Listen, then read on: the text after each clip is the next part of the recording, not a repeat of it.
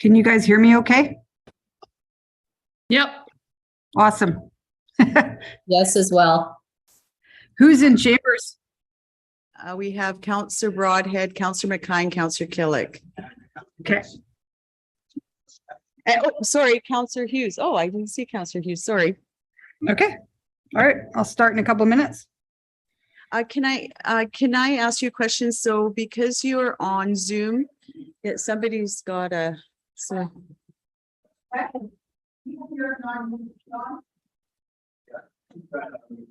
Sorry about that. Because we have 3 members and yourself on Zoom, you won't be able to see who wishes to speak. So will we have all members of council on Zoom, or how would you like to? I've already asked all members of council to be on Zoom. Okay, And, so I'll have the participant panel open so I can see hands going up. perfect. Thank you. Yeah. Going back to the way it was a year and a half ago, not your actual hand, Ken. You need to raise your hand on the, like a button under reactions, I think it is. See, Wes has got it. Natalie's got it.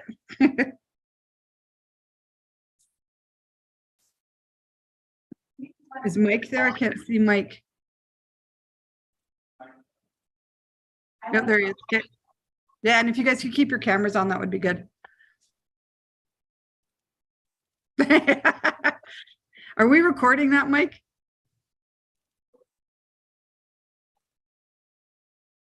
Those were reindeer ears. You gotta mute.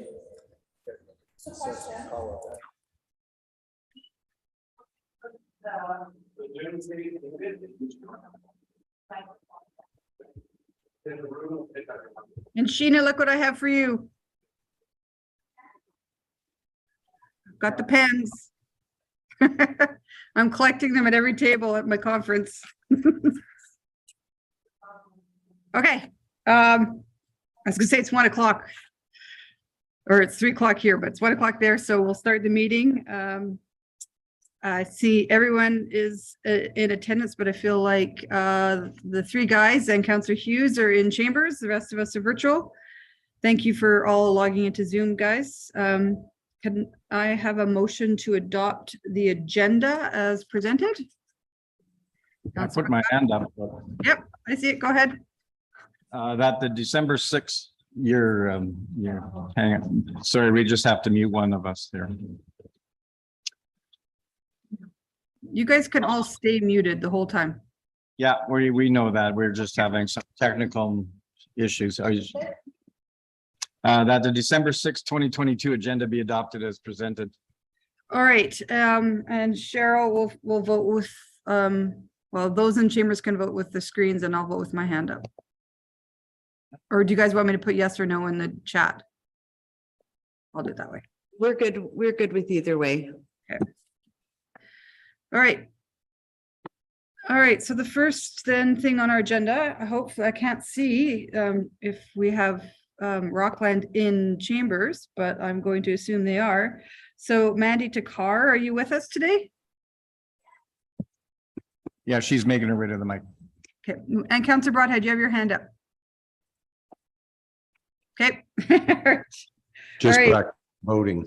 Okay, hi Mandy. Hello. Sorry I couldn't be there in person, but thank you for joining us. We have you guys pleased here all together, which is great. I can see your presentation, so that works well. Okay, perfect. Okay, Okay, start whenever you're ready. okay. So thank you, Mayor Heron and councilors for your time today.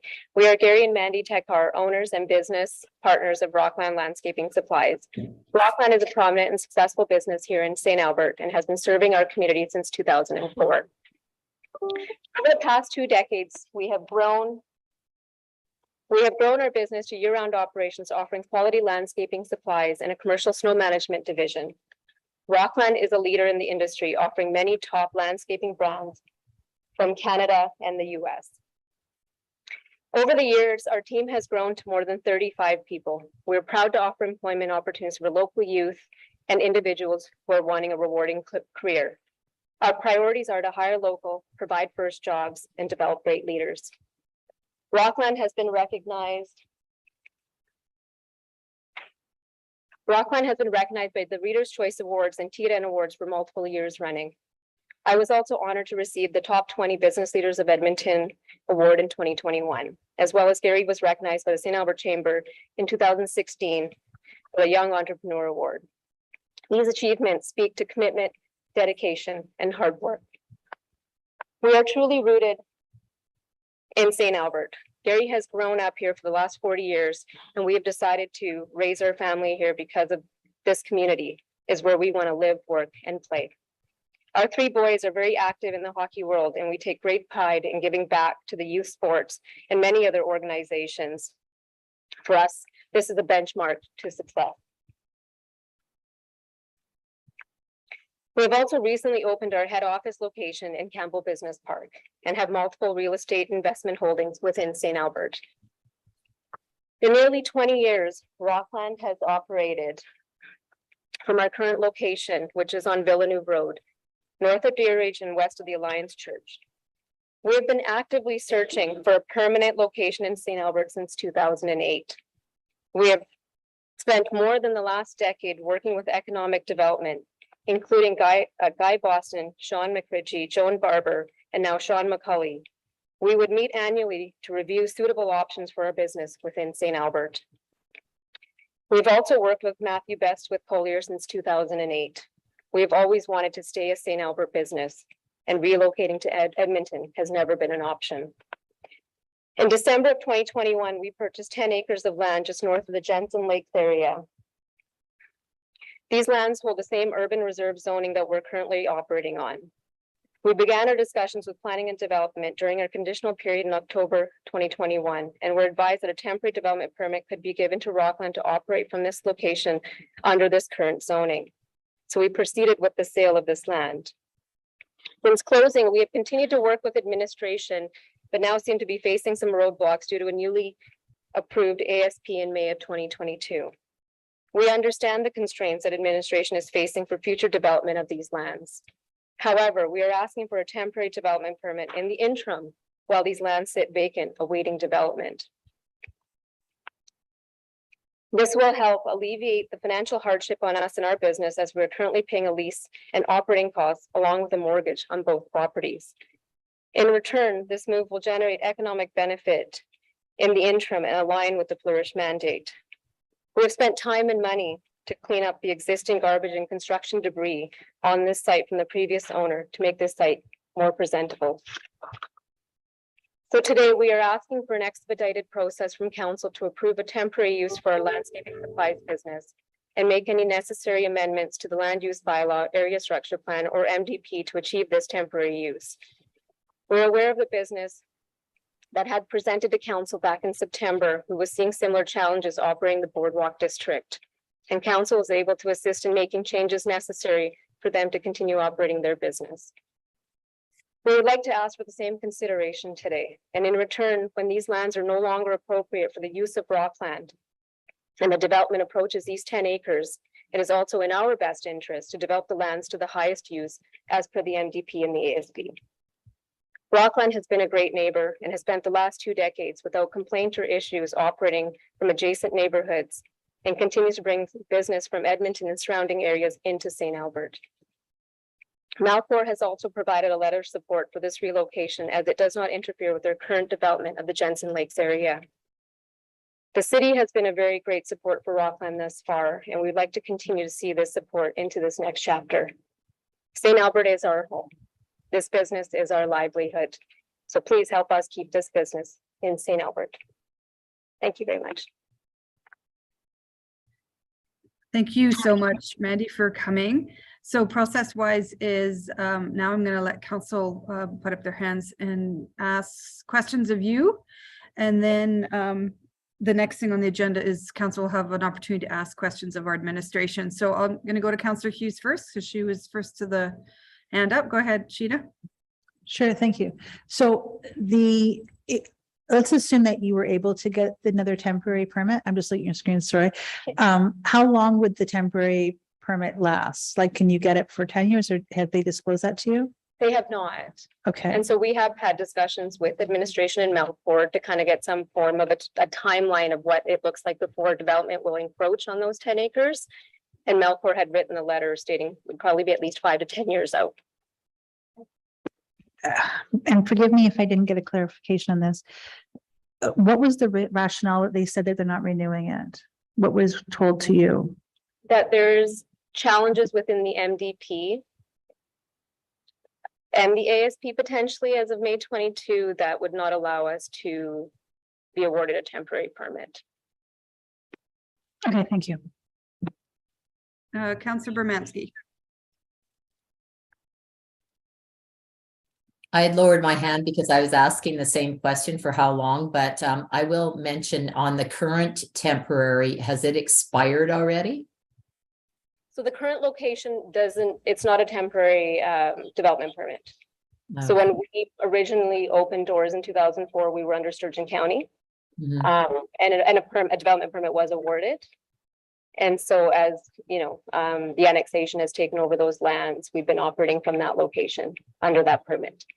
Okay, thank you for that, and thank you for cleaning up the area. No problem. Councillor Jolly. Thank you. This might kind of end up being a question for administration, but is your plan to apply to have this land redesignated as direct control? I'm not sure. The urban reserve designation is just a holding designation. It's not. And direct control is where council would be the body that approves permits. So is that your intent?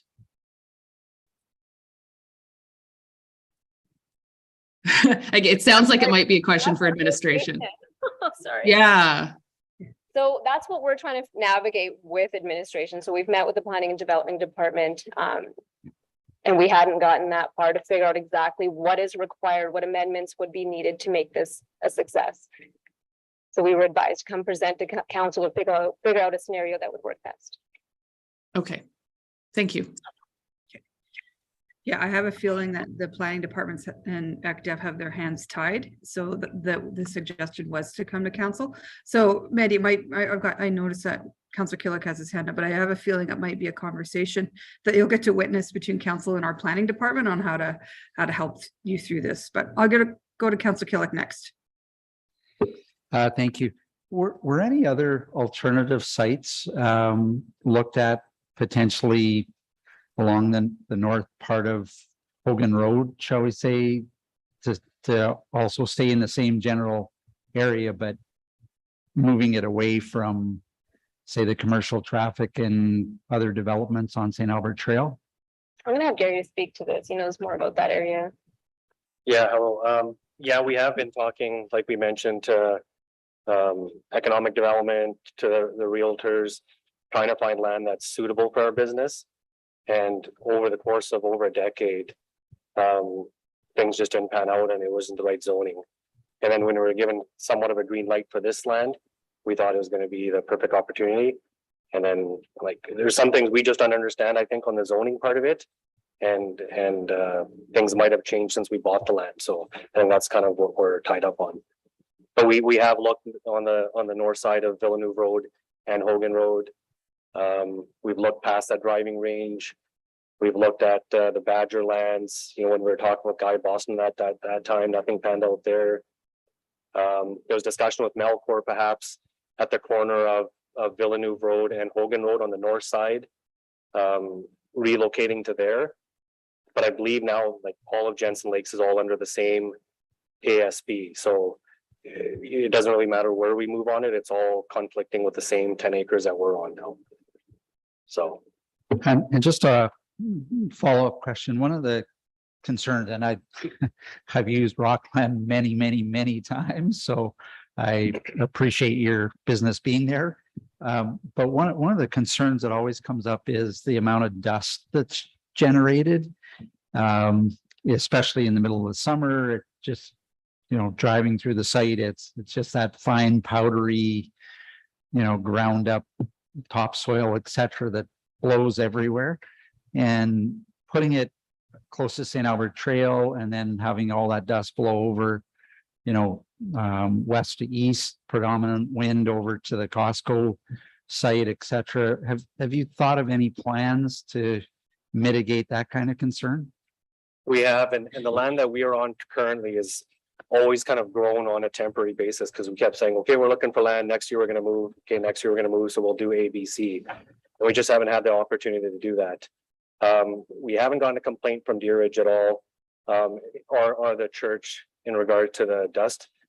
But on our plan for the 10 acres, our bins are set back furthest west. And then there is a tree line before we hit the trail. So that would mitigate most of the dust. But also it's our topsoil pile right now is not in a bin. And again, because we're just on temporary land, we thought there's no point making a bin. But a lot of that dust does come from the topsoil. So that just needs to be put in a bin and there would be no dust after that. Thank you. Councillor Mackay. Yeah, thank you very much. Gary, Mandy, thank you very much for being such important businesses in our community and supporting our community. And I apologize for the planning world that you've been forced into. It's still very confusing for me, and it's 5 years. So, but that says more about me than planning and you. I guess the question and follow up to some of the ones that you've had now. So, I mean, obviously you've been looking for additional sites for some time. I mean, going back to Guy Boston, for heaven's sakes, that's a name we haven't heard for a while. But so the idea, if you were able to get a temporary permit or development permit in that area, like what time frame are you guys looking at realistically? I mean, I know Melcor has provided letters with 5 to 10 years out, but that's totally dependent on any number of different factors. Plus also, you know, we've got maybe a fire hall that's just going to go in a little bit north of there. So what are you looking at from a realistic time frame? Because, you know, you're temporary again, and you're probably going to be wanting to find a real home. Yeah, that is a good question. And it's right now we're just relocating because we have to, just because of the growth of Jensen Lakes and where it is on Villeneuve Road. So again, this will be a holding ground for Rockland and we'll continue that search. But even retail is changing so much. Like we find even our business is getting somewhat smaller of a footprint because of online orders and shipping direct from the hardscape factories here in town.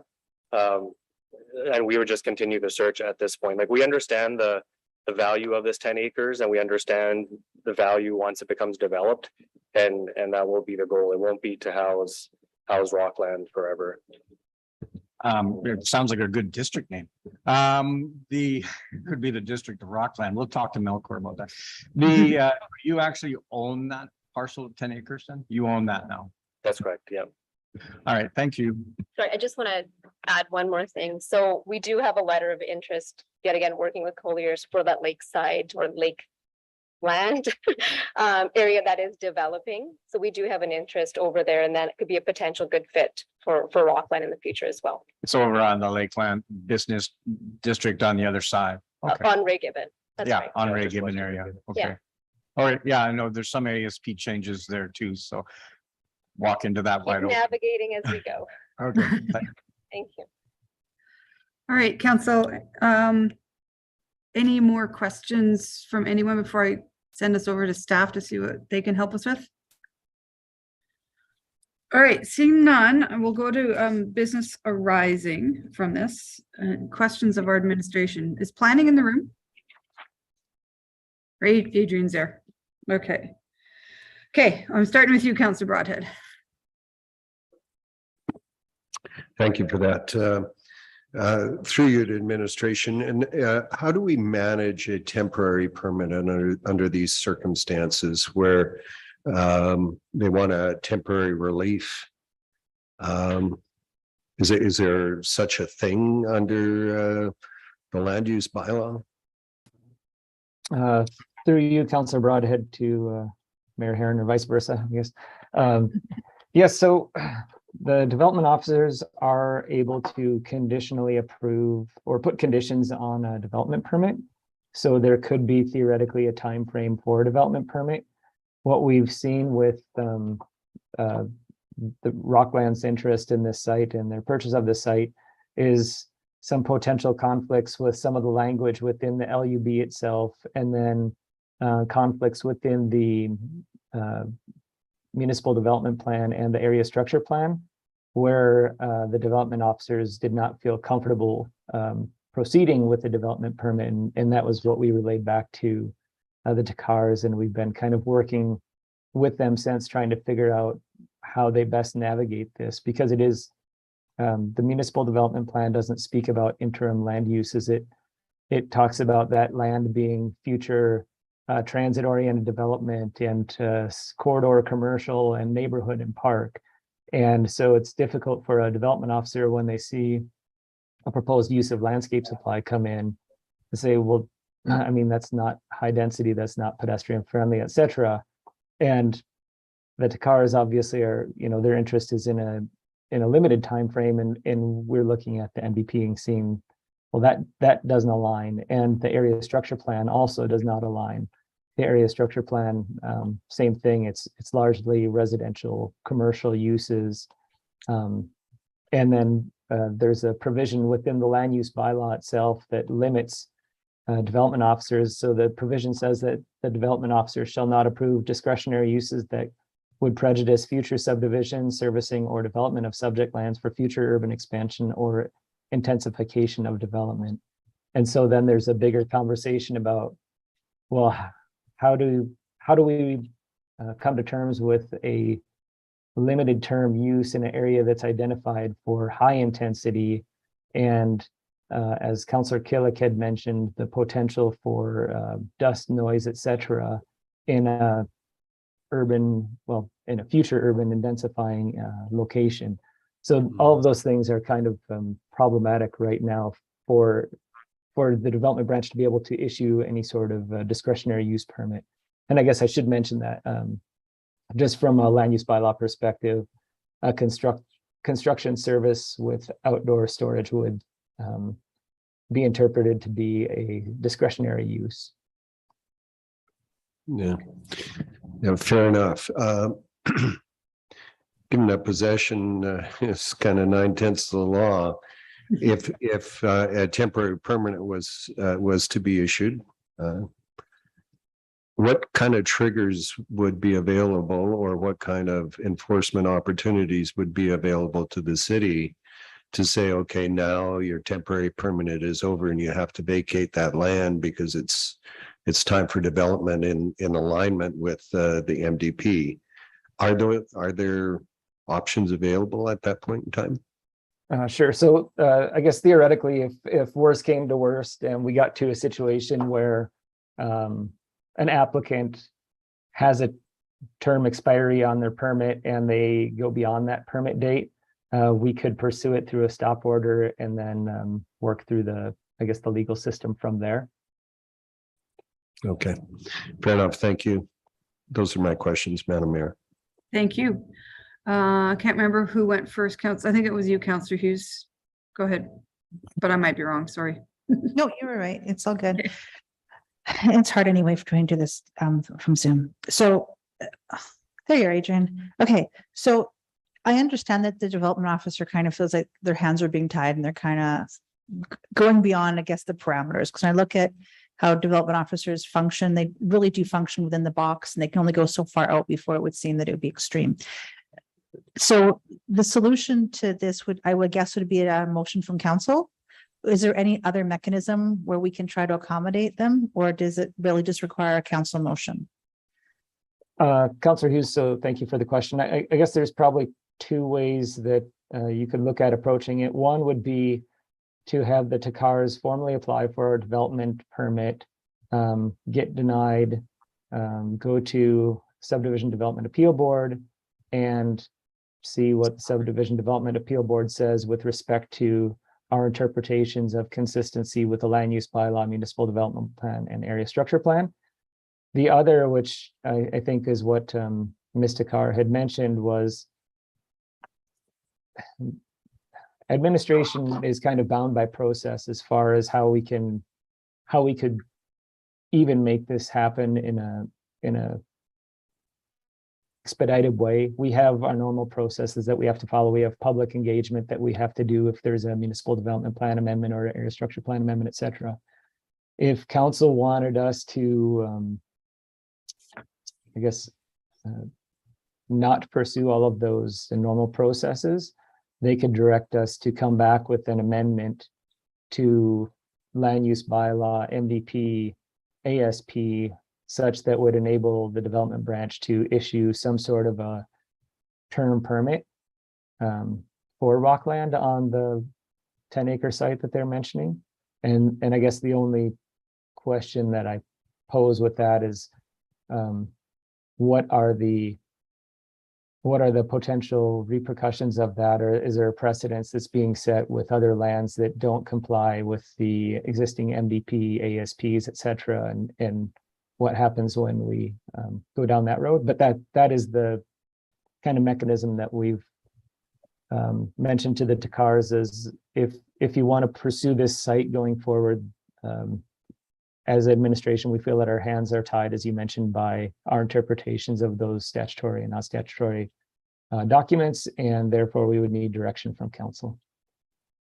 Okay, so what I'm looking at, because I think that it may be the first of many concerns that we have as we have that huge amount of annexed lands, is that like we need to have some kind of grandfathering clause where they can continue to do something until development occurs within a reasonable distance from their site.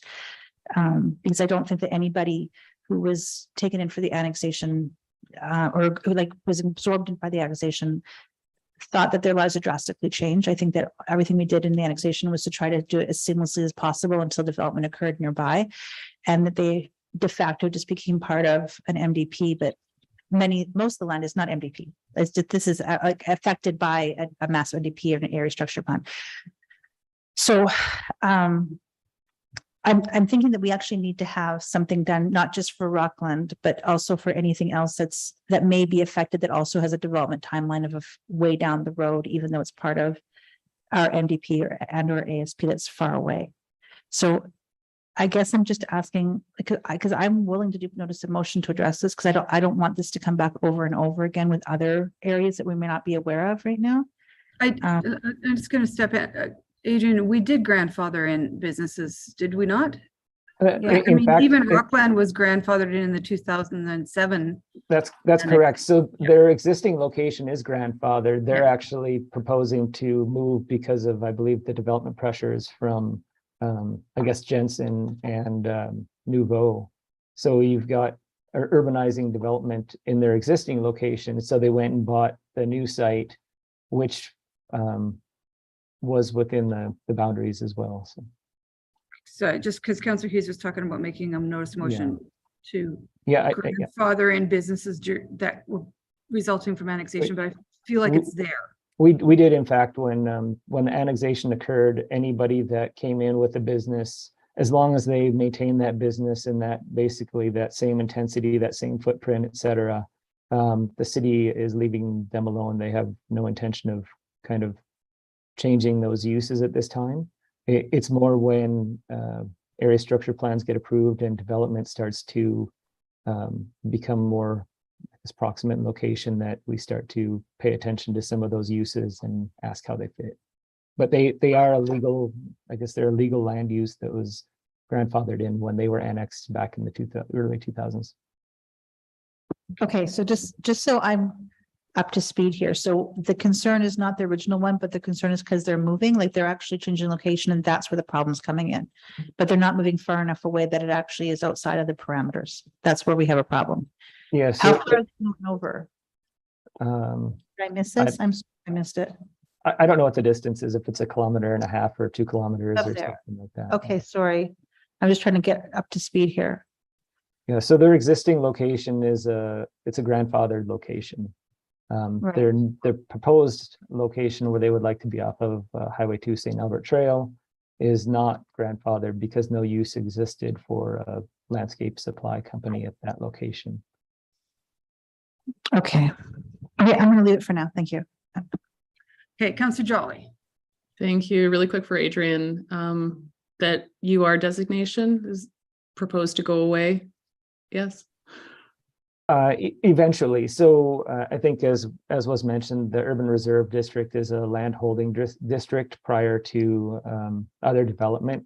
So the area structure plan has already identified future land uses, and as such. No, sorry, I'm asking about the actual words urban reserve, which Oh, in yes. the land use yeah, causes yes, that confusion. terminology, yes, is going away. Yes, we did Perfect. find that somewhat confusing.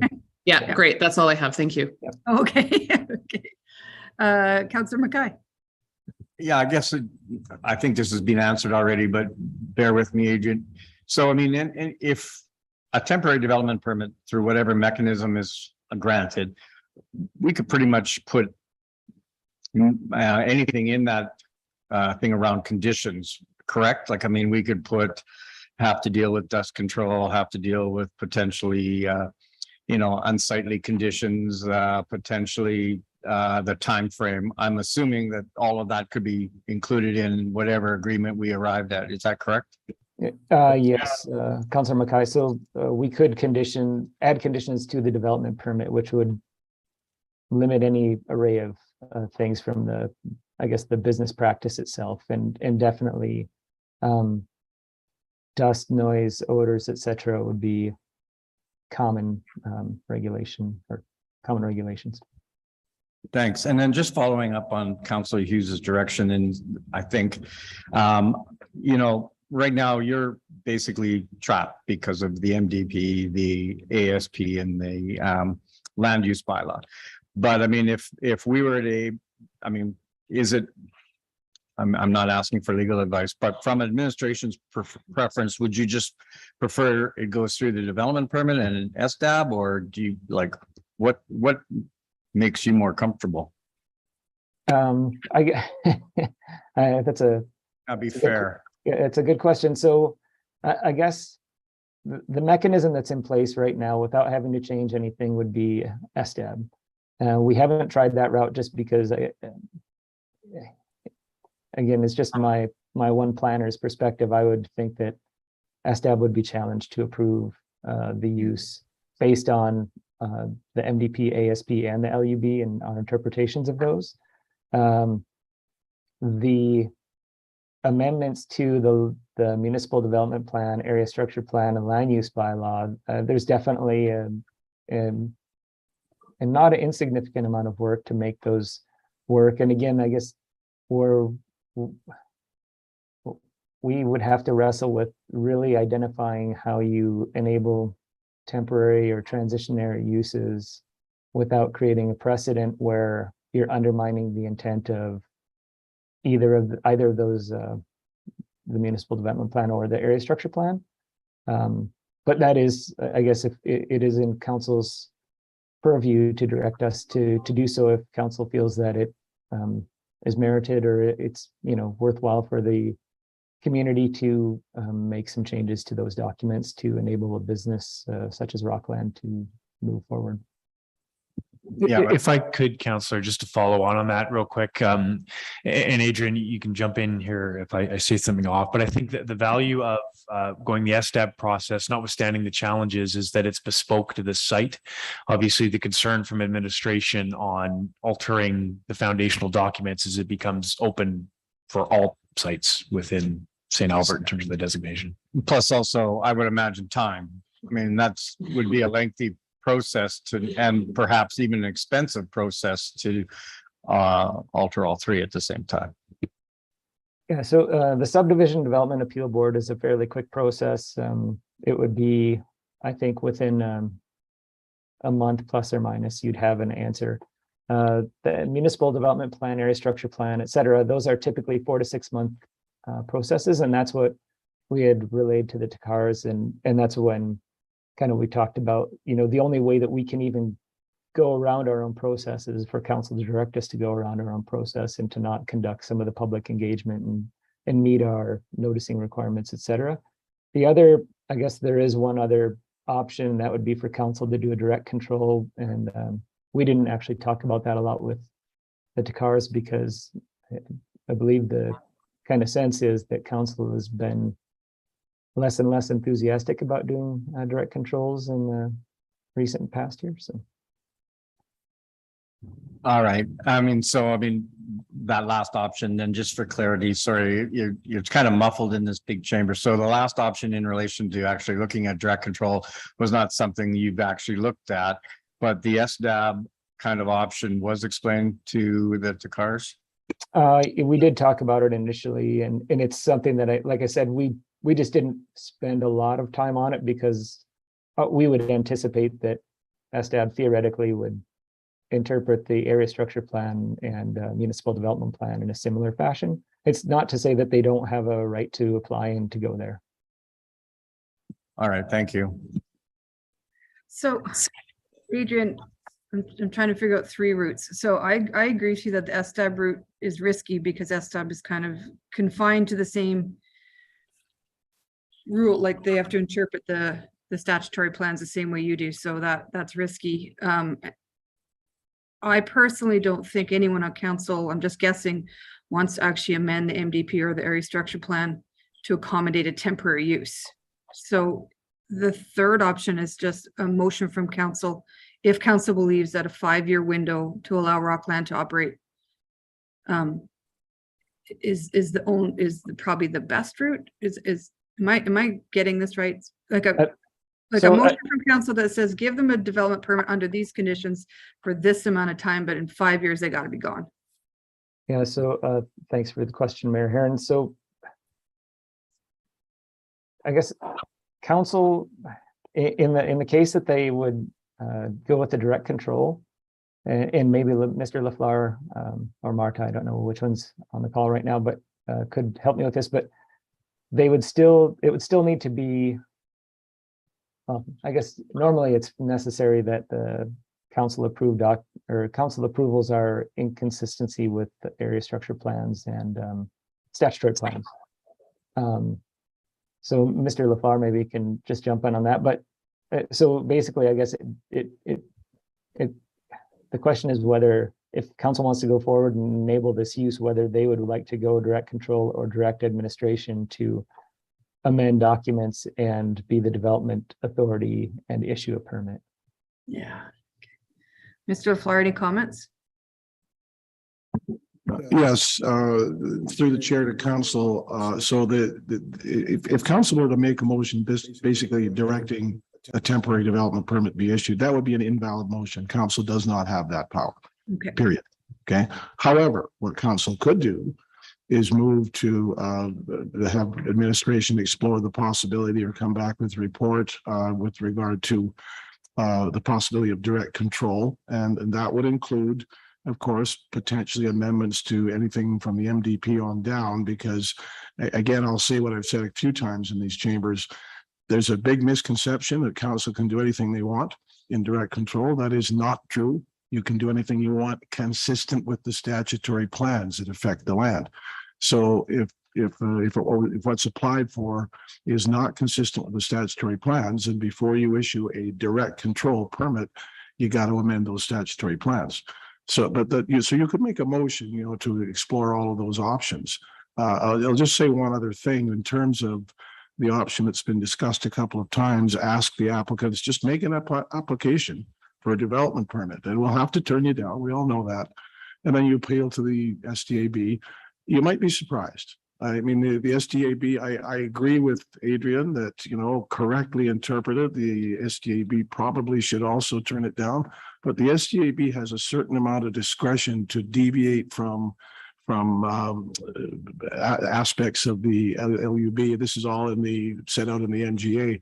I haven't looked at this deeply. I only saw this on the council agenda a couple of days ago. So it's I guess, if I were the owners of Rockland, I'd say, what have you got to lose? It's about a month, 6-week process, right? And maybe they'll be successful.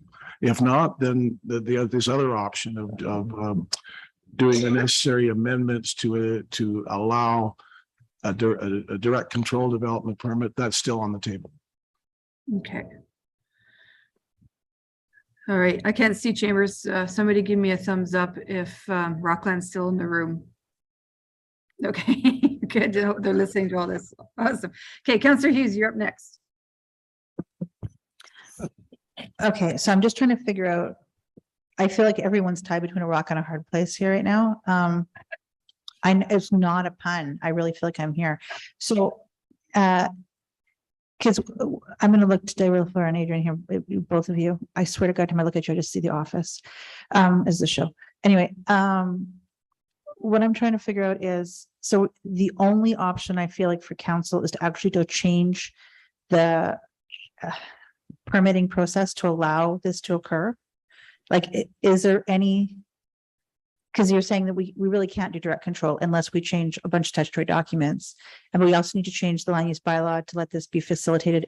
Otherwise, like this is a large sweeping change. We can't do a one-off is what I'm hearing, right, Adrian? Am I misinterpreting this? I think that's basically correct, Councillor Hughes. It's Okay. fairly challenging right now for administration. Because and what, council. let me tell you what I like, and then you can tell me how impossible it is, okay? Is that we would issue it and say that you have a temporary permit until there's development within X meters of the site. So if it happens in 3 years, it happens in 3. If it happens in 10, it happens in 10. But we're not saying it's based on a time frame, but rather just based on development speed of when it would be most affecting its neighbors.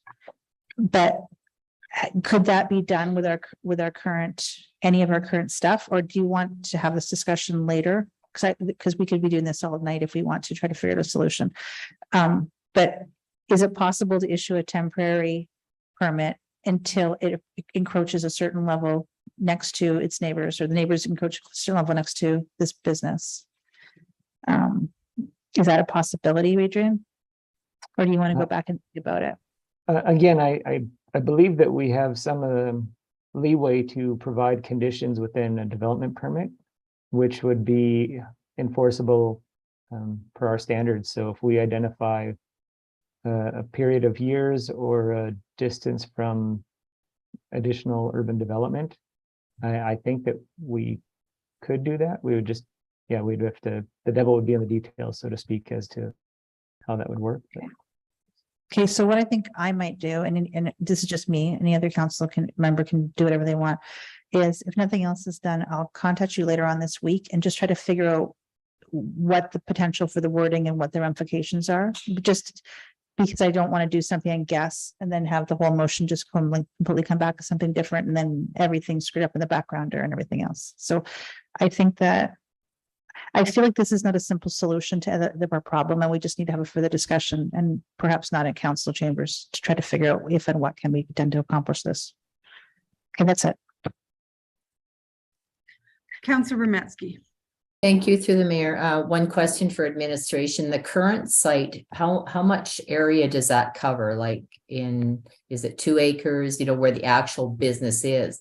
And if you're doing a permit, a temporary permit, it wouldn't be for the whole 10 acres, I'm assuming.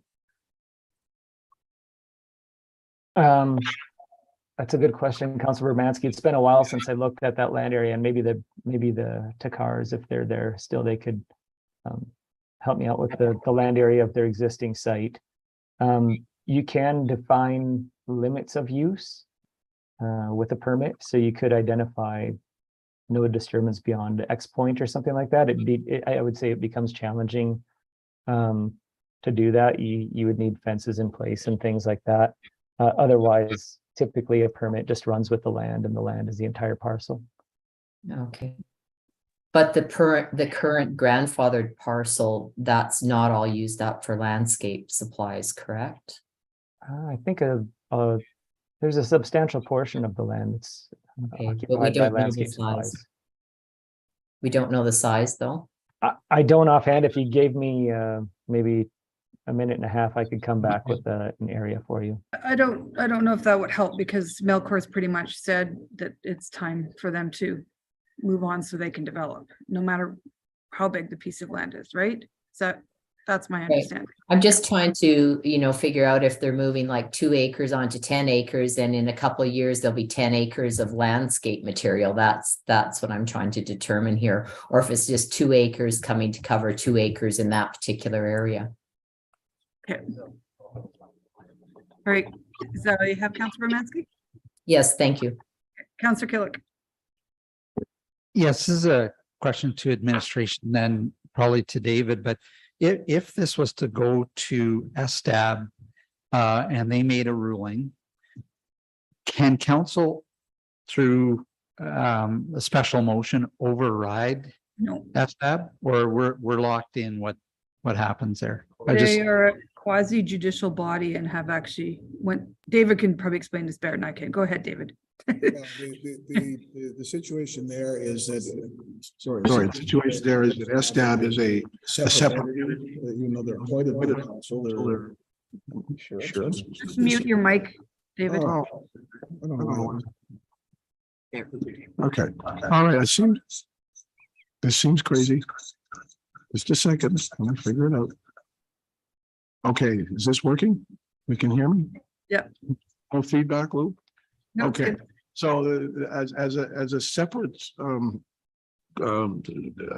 tribunal constituted by the NGA, council has no ability to override what they do. You can appeal them though. And I know that sounds weird. No, you're going to appeal your own SDAB. Yeah, it does happen. There have been a number of cases throughout the province, throughout the years, where a municipality has disagreed with its own SDAB and has taken them to court. And sometimes the municipality has even won.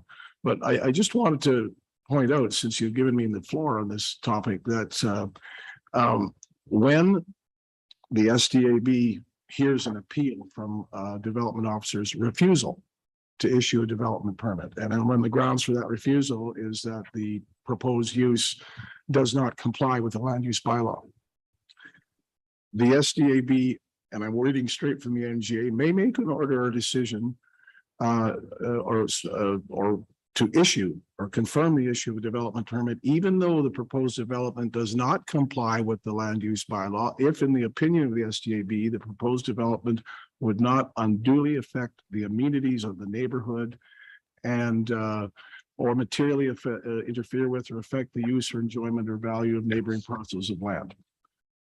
So there you have it. I mean, they can, the SDAB has a broad discretion to kind of say, well, you don't really care what your LUB says. This is not a bad idea.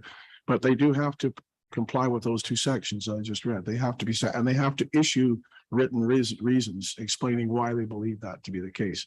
So we have seen it before, and Adrian will confirm. We have seen cases where the SDAB has overruled a development officer, even though we're all convinced that the development officer's decision was legally correct.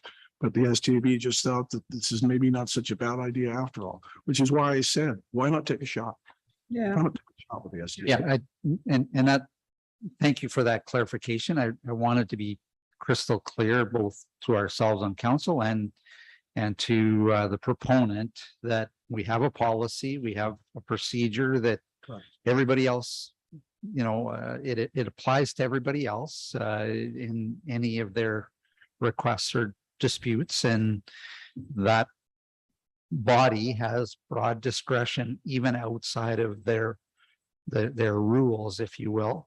So I just wanted to make sure that people were aware we had that avenue open to us, and I like to see things when we follow policy and process and apply it evenly to all scenarios as well. So thank you for the clarification. Yeah, you're always better when you treat everybody equally under the law. You can never go wrong doing that.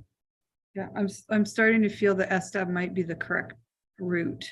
Because Councillor Hughes was talking about making notice motion, but I believe she was talking about notice motion to issue a development permit, which we're not allowed to do. In any circuits, yeah, so that's not going to work. Quick question for you, Adrian. You or your staff attend, it's been a long time since I've been to an SDAB meeting, but I know your staff attends those, and you generally give reasons why you made a certain decision.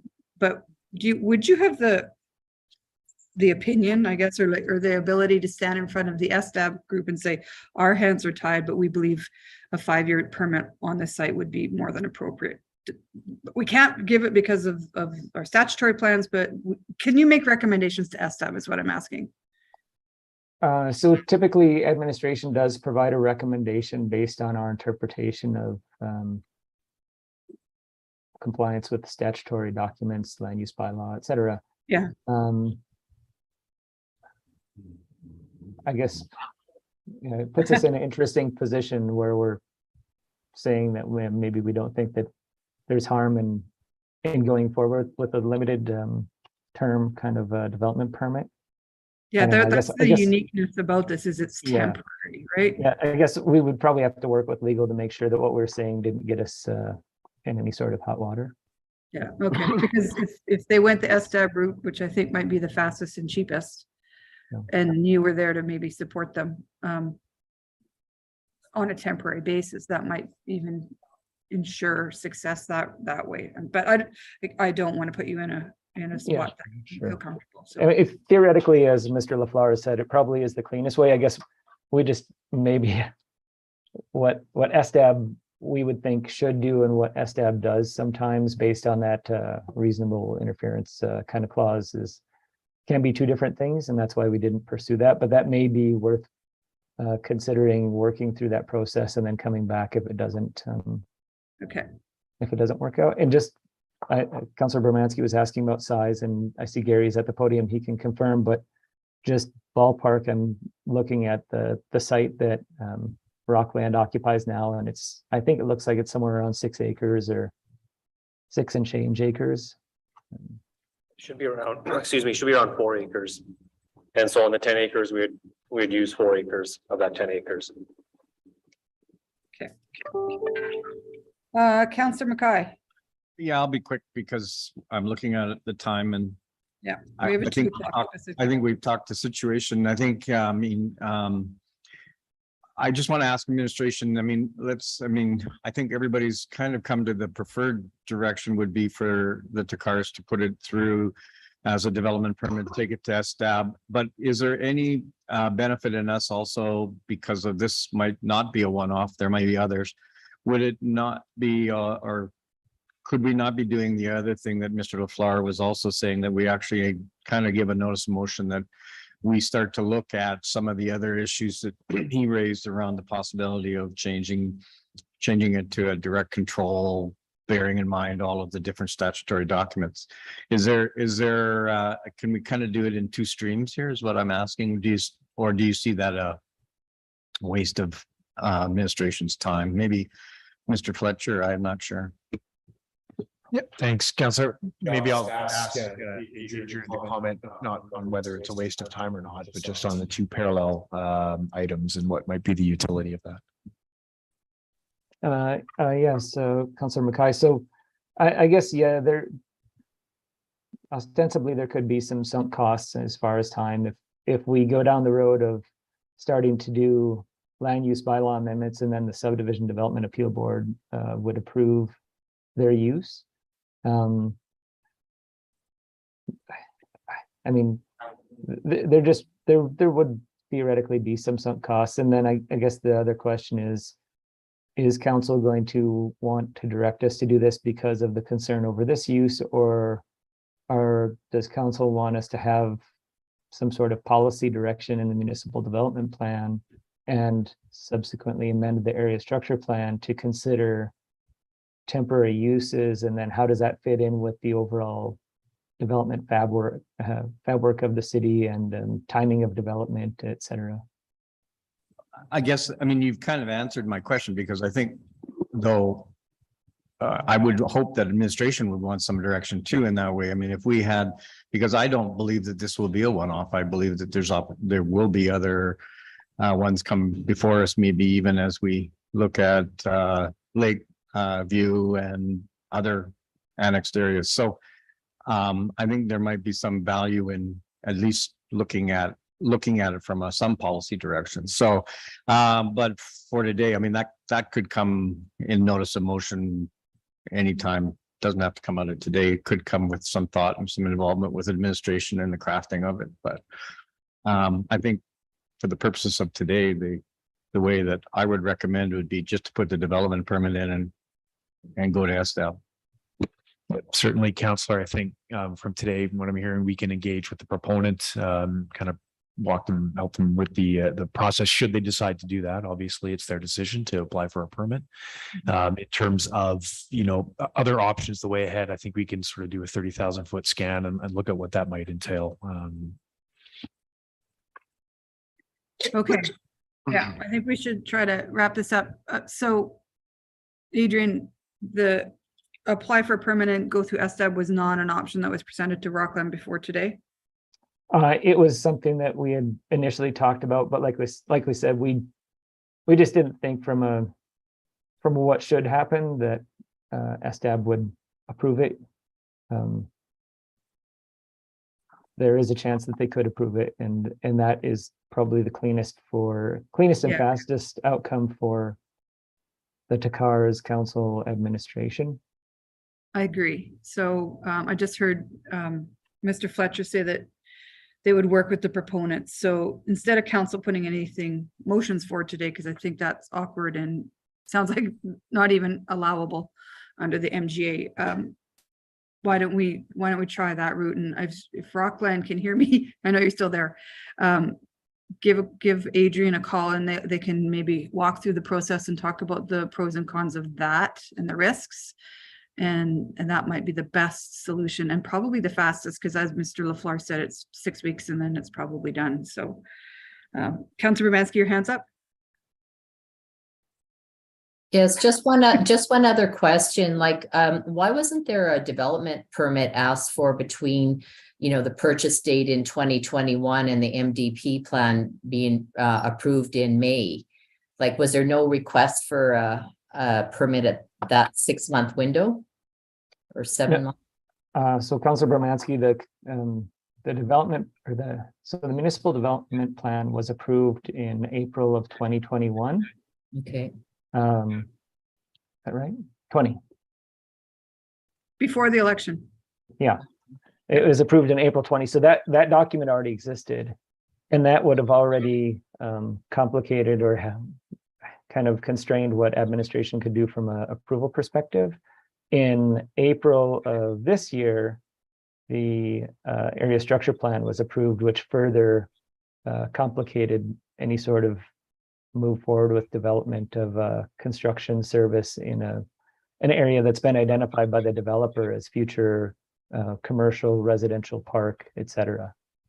Okay, so even before the MDP would have blocked it, is what you're saying? Yes, yeah, the MDP was in place before they bought the land, and again, I think there was just maybe a misunderstanding or about how we viewed the use going forward and how the Takars understood that we were talking about the use going forward, unfortunately. So. Okay, thank you. Yeah, I feel bad for Takars because as Councillor Mackay said at the very beginning, land use is not easy and it can get complicated. So, all right. So Adrian and Mr. Fletcher, I'll let you guys contact the proponent and talk about that process, because that's probably the best route. And we'll see where that one goes. Okay. Thank you. Thank you for the memo too that you sent out ahead so that we could have a good background on this, although it still took an hour's worth of questioning. But we appreciate that. Sure. Okay, Council. Thank you. That was a good conversation. Really good. I learned a lot. I'm sure everyone else in the room did too. So we are on consent agenda. And then we'll do that and then we'll get right into our time specific on 12.1.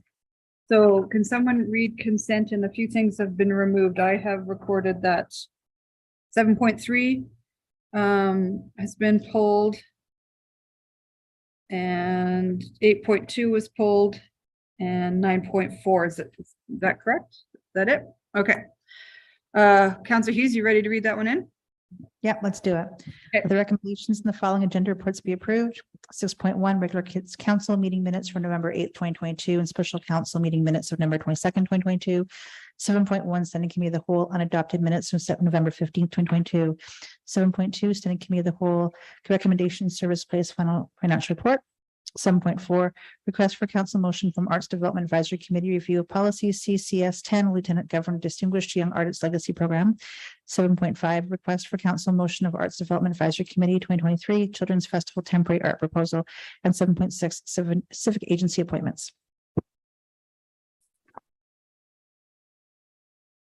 All right. Okay. All those in favor?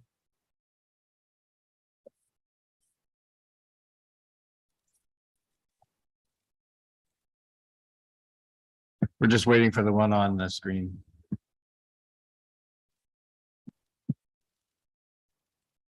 And of course, Ledge, I cannot see the vote, so I will have Counselor Broadhead, your deputy mayor, I'll have you read the results of all the votes for the whole meeting, if that's Carried okay. unanimously. Thank you.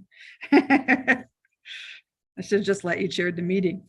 Okay, so Council, you're probably gonna need a couple minutes to get your laptops gathered up and get into camera or into Council Lounge. Sean, I will get your Sean or Ledge, whoever is in charge, can set up the breakout room and send everyone else an invite, and we will reconvene in a couple of minutes in camera. Oh, I need a motion to go in camera. Sorry. Councilor Broadhead, your hands up. You want to do that one? Sure. Okay. 1 second here.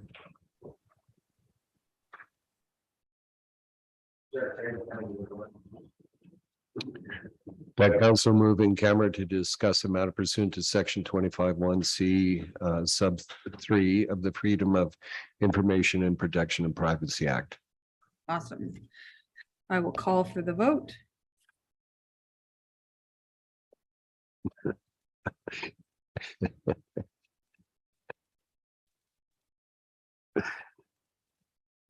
And that passed unanimously, Mayor. Okay, thank you. All right, see you guys in camera.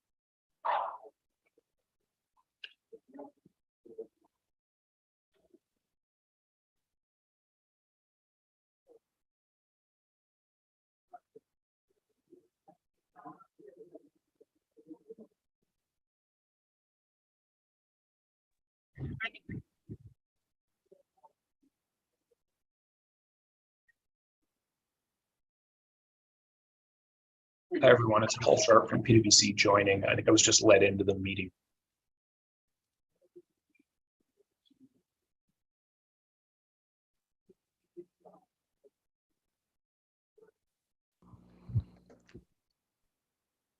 Paul, I think they're just going to establish a breakout room shortly here. Okay. Thanks, Trevor. Just making sure people can hear me, and I'll make sure Trevor Smith is on from my end. I'm here, Paul. Can you hear me? I can. Yeah. Thanks, Trevor. Perfect.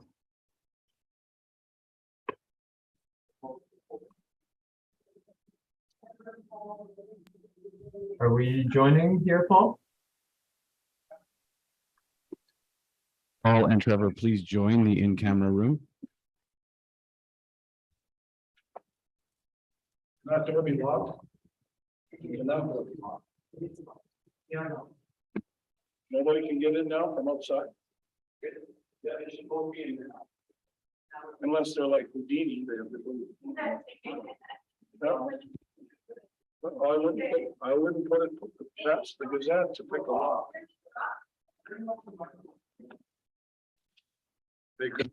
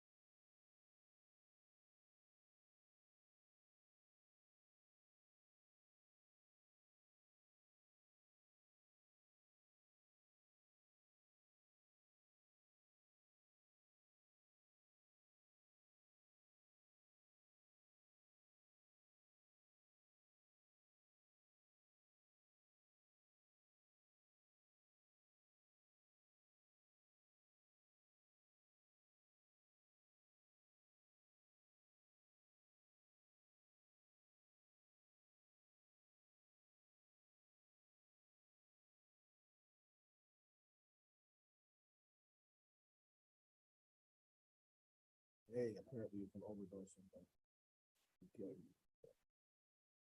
I learned that as a kid. Never eat polar bear liver. That will kill me.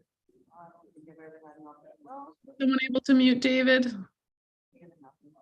I might have if I hadn't learned that. I'd say I love liver. Someone would say, "Why don't you try polar bear liver?" And if I hadn't read up on it, I probably said, "Sure." I love it. You'll over and die. My mom used to make it once in my family's life, and we had to, my mom would care how to eat it. My sister would smother it in raspberry jam, and that's how they did it. Liver, you had to have it.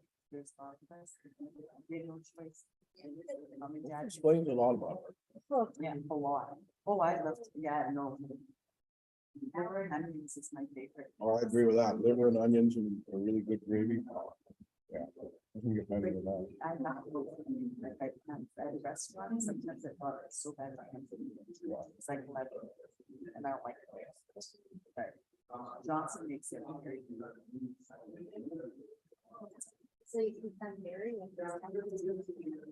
Oh, my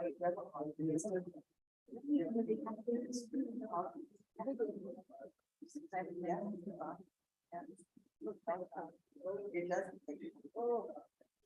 Well, it's like.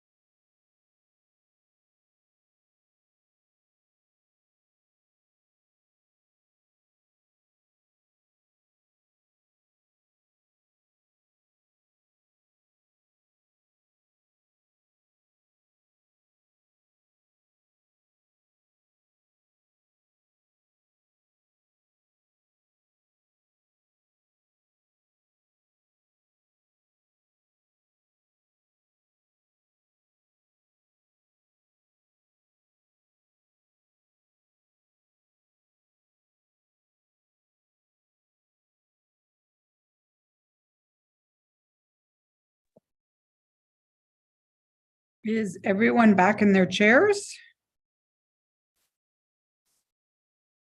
I see no one in their chairs. Shelley, Natalie, it's just the three of us. Can we do this? Yeah, there they go. I can see them scrambling.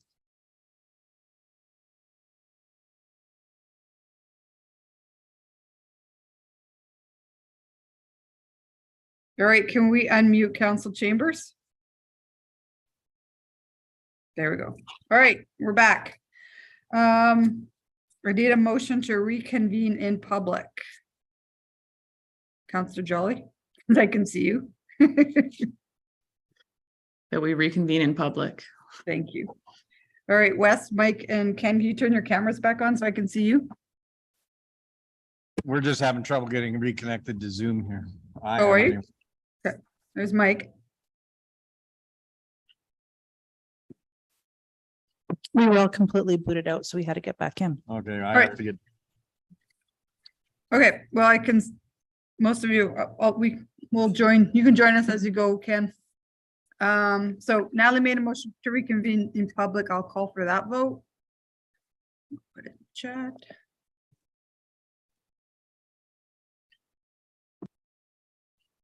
Awesome. Okay, that carried, Wes. Carried unanimously. Madam Okay. Mayor. I have a question for those of you in chambers. I got an email, as I always do, before council giving me a list of registered speakers. I also had Emily Baker from the Arts Development Advisory Committee. Is she there? she was here earlier, but she's not here anymore. Okay. All right, I will follow up and see if she actually wanted to make a presentation, although her item went on consent, but. Yeah, your worship, she was Yes. in attendance if the item was pulled. Okay. That wasn't she attended. Okay, all right. So let's get back into the regular meeting. Moving on the agenda with 6.1 was on consent. Which was minutes, and then we also had 7.1, which was minutes of standing committee of the whole. We had the service place financials. Hold on. Let me read that. Motion. You spooked, I just swear. Sorry, guys. It's hard to navigate this, sorry. Okay, so that the report titled Source Place Financials we received as information that was on consent. Then Councillor Killick, you pulled 7.3 off of consent. So did you have questions that you wanted to ask? I wanted to, under advice from administration, suggest that this become a notice of motion to bring forward the give administration time, 21 days to prepare some responses. So rather than a revised motion, just make it a notice of motion that a revised scope of Fire Hall number 4 project charter for a 2-bay, 6 sleeping unit standard construction building is brought to council for consideration and approvable by April 30th, 2023. Okay, sorry. You pulled it off to make another motion, but you just said that was under the advice of administration? Yeah. So I guess I have a question for you, Mr. Fletcher. Do you no longer support the motion that was in front of us that said that the revised scope as described in the attached project charter entitled Fire blah, blah, blah, be approved? No, we do, Mayor, but was received a note from Councillor Killick, who said he was going to consider making a motion. We said if you're going to do so, we'd recommend doing it as a notice of motion to allow us to do the analysis. Okay, so but you still support what you presented at standing committee of the whole and want. That's correct, that Your Worship. approved. Okay, so council, we can't really debate Councillor Killick's motion today because he just gave it as notice. And so I'm going to propose that we actually just pull this off the agenda and put it on the agenda for the same day that his notice of motion goes forward. So that we can debate council or administration's recommendation at the same time as Councillor Killick's. Councillor Hughes, you had your hand up? Yeah, actually, it was just questions about whether or not he did that or not, like what would be the ramifications for these two motions. So I think that what you have, Mayor, would work definitely is the solution. Yeah. Councillor Jolly? Yeah, Mayor, I just understood that delaying this project could have impacts in terms of getting the project up and running. So I guess my expectation after discussions was that we would vote on this today, so administration is able to move forward with the project if that's the will of council. Yeah, and that's a good point. So Mr. Fletcher, can I get an administration opinions? What this would take it to the January, this is 9th or 10th, I can't remember, meeting the notice of motion does. So is that going to delay the project significantly? Because if you want, we can ask council to approve it today, or we can ask them to wait to debate, but it's kind of hard when you don't have the backgrounder. So Yeah, thanks, your worship. I think I'll ask Donnie to chime in, but I think the delay over the holiday period into January for a decision will result in an attendant delay in the issuing of an RFP for the servicing. The delay out to an April timeframe would obviously be more concerning. Donnie, do you want to chime in? Through the chair to Mayor, yes, the delay will be on the land planning RFP that we will be putting out if the council motion was going to be approved today. But if this is going to be debated in January, we'll hold off the RFP for the land planning piece, which will definitely cause some delay by a month, at least putting it out in the market. And then no matter where we go, whether we go with the standard structure or the modular structure, we still have to do this piece of work, which is the land planning piece. That's the first item in the order. So question for you, Donnie, is Councillor Killick's motion is to just, I guess, do a revised scope. Like make, Councillor Killick, your intention is to make it smaller? Is that what you're saying? No. Oh, standard construction building. Okay, so not do modular. Standard construction build, and I can give a brief overview of some of the things that I would question or like answers to that would help maybe frame why. Or Yeah, just hold off for 2 secs. But Donnie, no matter what, whether it's standard construction as Councillor Killick has proposed or modular, why can't you proceed today with the land side of it? Through the chair, Mayor Herron, the addition of the land planning piece came into existence because of the purchase of the land that we did. And there's nothing, we only know it's 6.6 hectares of land. And there are provisions out there, fire hall, maybe a transit, maybe something else, social housing. So we need to bring all this together in terms of what can we accommodate on that piece of land. So to answer your question, that portion of the scope was added to this newly revised project charter that's in front of you to approve. So that's why it's pending approval of council. We can't really proceed with that. So could we approve, this might not be a question for you, it might be for Mr. Fletcher. Could we approve what you have proposed that's in our package today that we talked about at standing committee of the whole today, and then still consider Councillor Killick's motion for a kind of a change in the construction style in January? Do you know what I'm saying, Mr. Fletcher? Yes, I do. It allows us to get on with the land planning. I guess my only question, if I might, or ask Donnie to comment, the land planning exercise is not contingent on the determination of the type of fire hall building. That's correct. So then, your worship, I believe we could, yes. Okay, so why don't we get somebody to put the motion on the floor that admin presented and kind of approve that part today, and then we'll entertain Councillor Killick's motion in January, which would be kind of a pivot on the construction style, but not so much the land. Does that make sense? Diane? Am I confusing everything? No, I guess the only thing I would argue is that not only may it be a change in construction style, but it very likely the budget will be different as well. So if you're approving the budget and the charter as it sits today, I don't know if Mr. LaFleur wants to jump in at all, because I just you know, if you're redebating a same motion within a year period, I don't know if that applies here or if one can override the other if you approve one today. They're completely separate motions, I think so, but I'll look to David. No, through the chair, I see.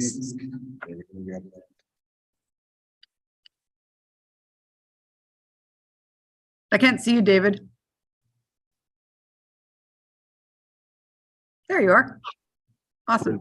Hear me? There we go. Yeah, There's it's all good. all right now. So then, the procedure that I understand Ms. McNorty's concern. If the one motion was passed, it would render the second one kind of moot, for sure, right? But that doesn't mean that you can't proceed in the manner suggested. In other words, putting it off for a month or so, right, to deal with Councillor Killick's motion. There's nothing wrong with that procedurally. So you're saying there's nothing wrong with postponing everything till January, but that means we're postponing all the land planning that Donnie needs to get started. Yeah, but that's, I mean, I'm only talking procedurally. Whether it makes sense as a business proposition is not for me to say. Right. Mr. LaFleur, if I could just ask if council does want to redebate a motion, in essence, that's already been debated, they can do that procedurally if they have unanimous consent, correct? I think I'm right. I'm not sure what the new procedure bylaw says. You don't need to unmute your computer, Mr. LaFleur, because we can hear you through the council mic. Am I supposed to unmute my computer? No. Nope. I think Sean's in control of your mic button behind you. And Diane, I don't see this as redebating the same motion. I see us, what I see it is we could approve admin's recommendation today and treat Councillor Killick's motion in January as an amendment to the project charter. Right? Yeah, as long as that works procedurally, I just wanted to, because I wasn't sure how that worked, so I just wanted to double check. There's a basic principle here that the motions of any legislative body have to be read so that they make sense together wherever possible. And that would be the way it would make sense, right? To treat it as amendment to a motion that might be passed today. Okay, so Councillor Killick, would you be okay to work with Ledge to just make it worded to say you're amending the project charter? That's already approved, that we could maybe approve today? I didn't quite catch that. My intents, I have concerns with just saying we're going ahead. Some information has come to my awareness that, you know, there may be a better way forward. So I wanted to make sure we had that option on the table and a full discussion around that. And by postponing it until through notice of motion and giving administration time to get the background and pull the information forward, I think and debating it all at once. And I think we heard that a 1 month delay over Christmas would not have a material impact to being ready. I would prefer to see it all done in one step. And I heard the opposite, that they need to get the land use planning started like today. Donnie, can you help us figure that out? Sorry, the earlier the better would be the answer. But since we have delayed, 1 month delay would be another delay on top of all that we have been waiting for. So what happened in terms of process, once the land planning exercise happens, then we will move into the concept planning stage, which at that point, we definitely need to have direction in terms of which way we're going, whether it's structural one or the modular one. So there's a second step that comes in front of us. Okay, so I'm gonna ask, I'm gonna put this to bed. So I think we should get the motion on the floor today, because Councillor Killick, either we build the modular one or the standard construction. If we approve standard or modular today, we can amend it in January as per your thoughts and your motion and your debate.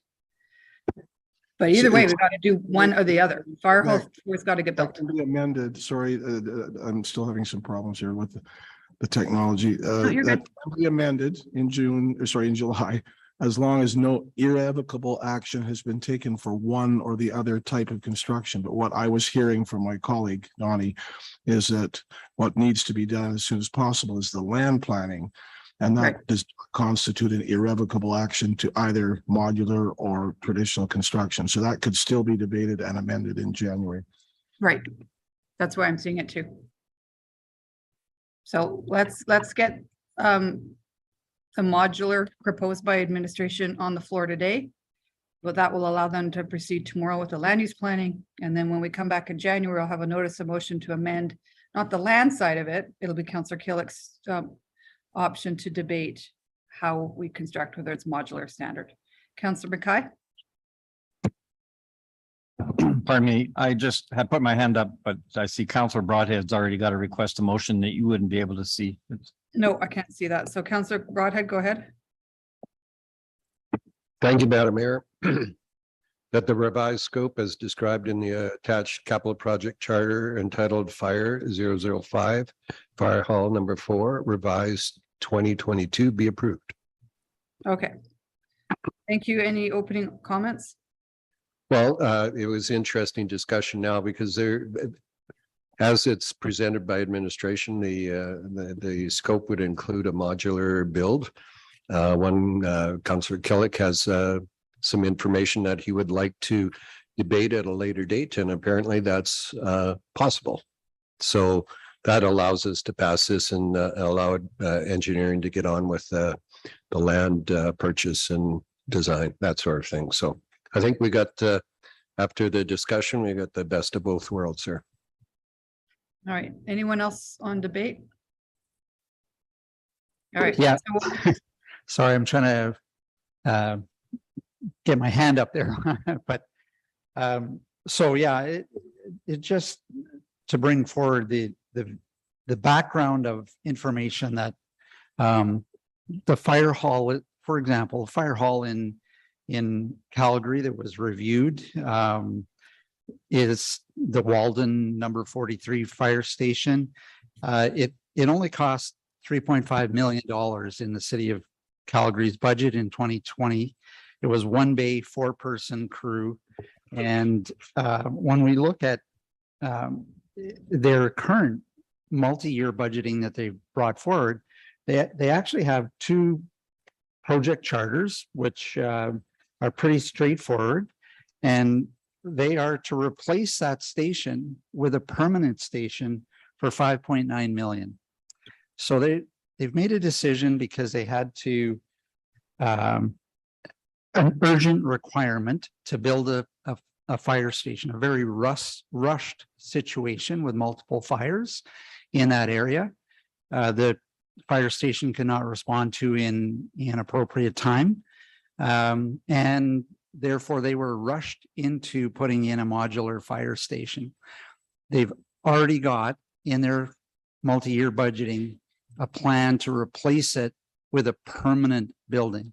That says to me there's some benefits of a permanent building that we should look at. We should, okay. And Councillor Killick, I think this is the debate for January. And I totally agree with you, but this is just about, I see this motion in front of us now is about, are we going to get on with Fire Hall 4, no matter how we construct it? So yeah, I definitely don't want to delay it. I want to move forward to the right solution at the right time. So, okay, and I look forward to that. And there'll be a backgrounder in January, I think, from administration, which will be really helpful too. Right, and you should probably give administration some of your thoughts now, so they can maybe do some research further into what you're saying. yeah, That'd be good. Okay, Councillor Hughes. I'll follow up with an email. Okay, thanks. Thanks. I actually don't know where to go with this right now. Considering that we're saying, let's go with the modular. I don't have a problem decreasing the size of it. I have a problem with the review of what's happening with the potential consequences of going modular. So I think that's the challenge I have right now is we're saying, okay, let's just push it forward, period. As if this 1 month delay is the biggest issue that we've experienced in this fire hall.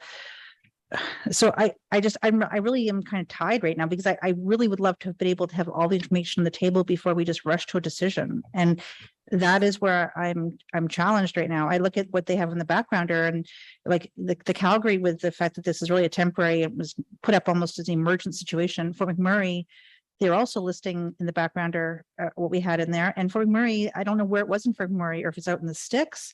They have a lot of rapidly constructed buildings that just try to handle the oil fields as well. And I don't know if that's what it was for. And so when I look at this level of what I would like to see from administration for what's coming forward next month is I would like to know what the build price are, what we're getting. If we're getting a fire hall number 1 standard or a fire hall number 3 standard, because the fire hall number 1 is quite an expensive build. I'm going to be gentle on that. And I don't know what the 9 point whatever million that was quoted initially, what that even gives us as far as like, do we get 30 reclining seats in a theater room, or do we get something that's a bit more of a standard build? So that's the challenge I have right now, is that we have a modular. I don't know. We've gone from one end of the pendulum to the other to save costs. And I just don't know if that's really the standard that we would build to, or if we've ever thought we would build something like this standard in any other facilities. So, you know, I mean, I guess I really don't want to have it where we have a situation where we regret building something and in 5 years' time we're told we need to rebuild the whole thing because it's just not to the standard that we typically build a structure to. And that's the challenge that I'm currently facing when asked to approve this. It's not about the reduce in scope and size.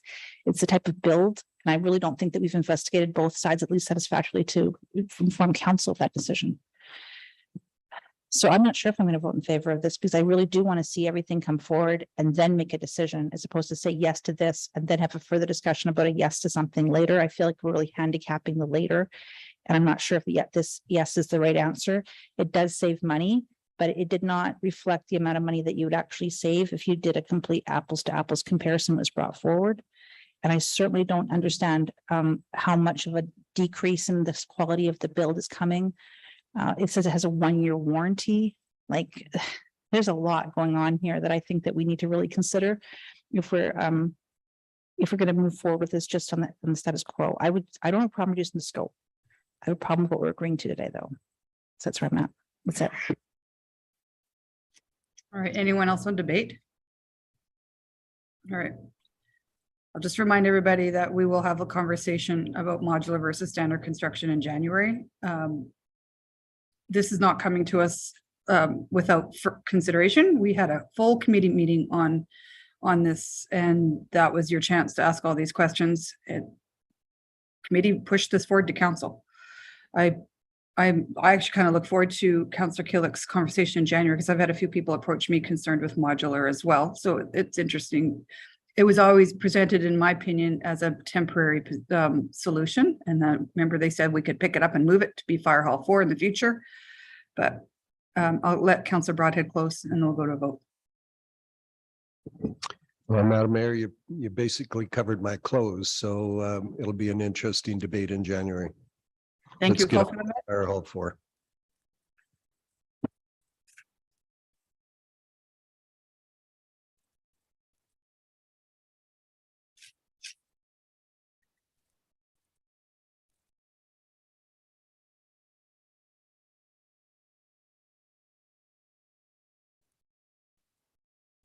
How are we doing there? Just waiting for the vote, Madam Mayor. Yeah.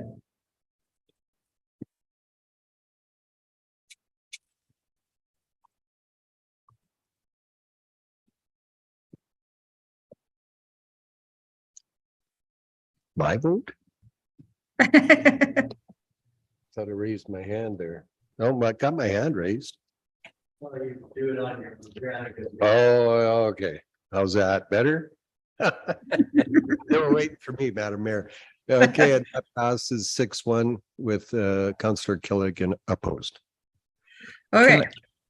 Madam Mayor, just interrupting temporarily. Can administration clear the Granicus, because either that or give Deputy Mayor Broadhead the ability to close everything. Otherwise we get cluttered here.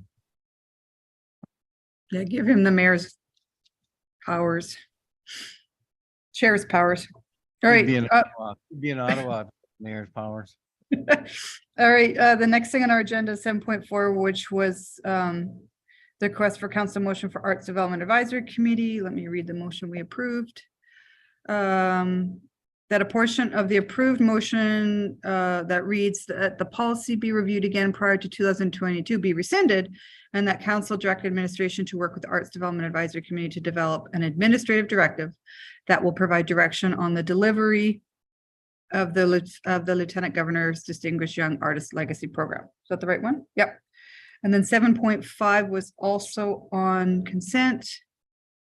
And it reads as follows, that up to 30,000 be withdrawn from the existing public art reserve, which sits at $339,432 to fund the fees for Architects of Air at the 2023 Northern Alberta International Children's Festival of the Arts.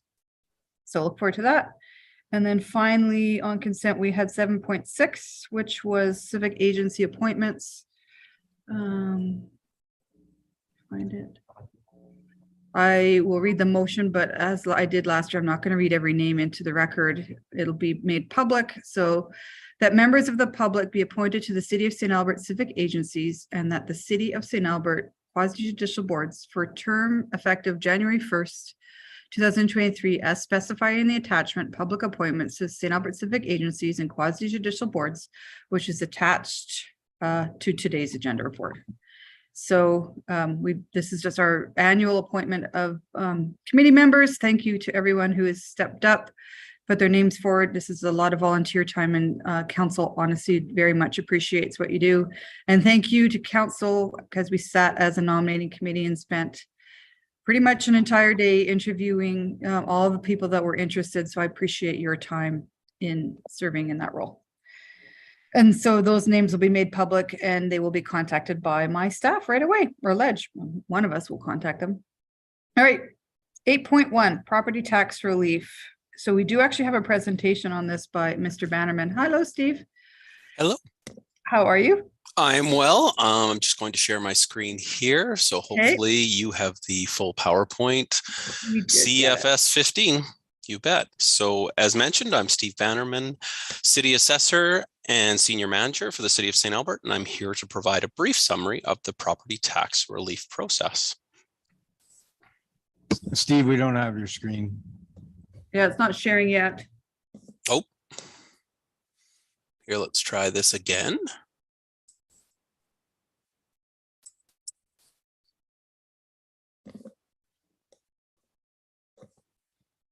Am I coming through now? Yes, looks good. Great, thanks. Sorry for that. Background, tax relief requests. So the Taxation Department has received many requests for tax relief this year, primarily due to the imposition of tax penalties for late payment. Administration can only cancel, reduce tax penalties if the city has administratively made an error, omission, or misrepresentation. Further, administration may only adjust the current year, which is 2022.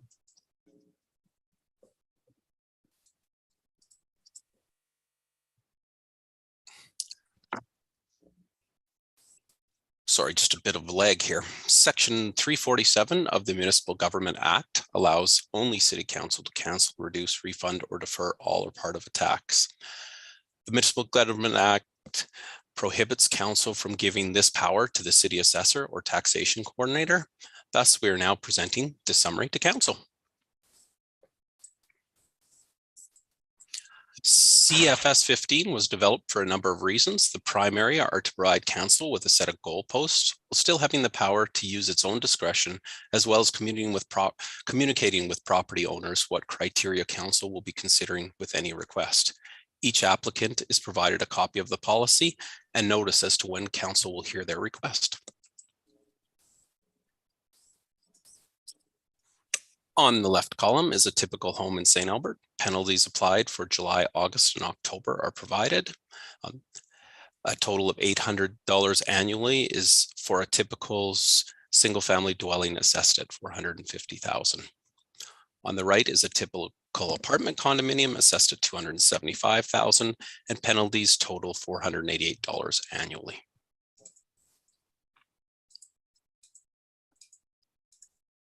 The Taxation Department requires applicants to request forgiveness through a standardized form, which includes the reasons for the request. They are also provided a copy of the policy and notice of their date.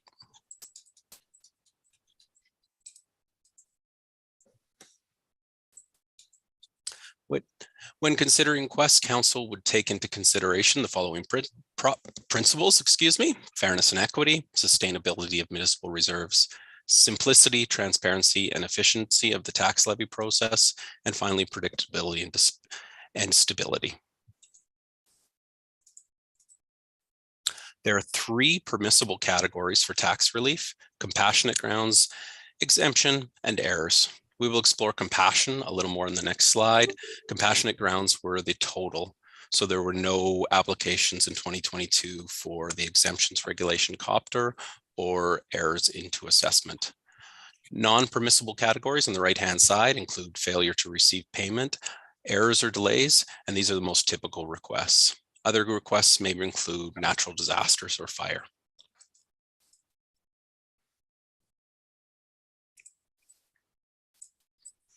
Council may receive property tax relief for may provide tax relief for extenuating circumstances that merit compassion.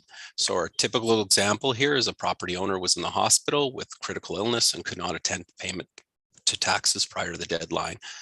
And the response is the tax penalty incurred could be canceled by council.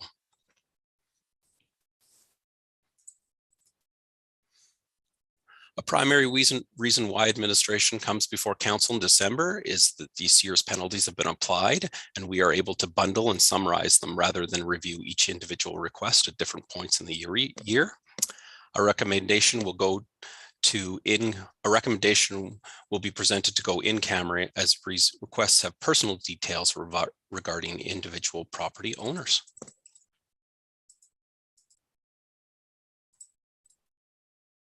The requester or the property owner is given the opportunity to present their request in writing or in person if requested. Council will deliberate each request and make a property tax relief decision. Decisions will be forwarded to the property owner and all decisions are final.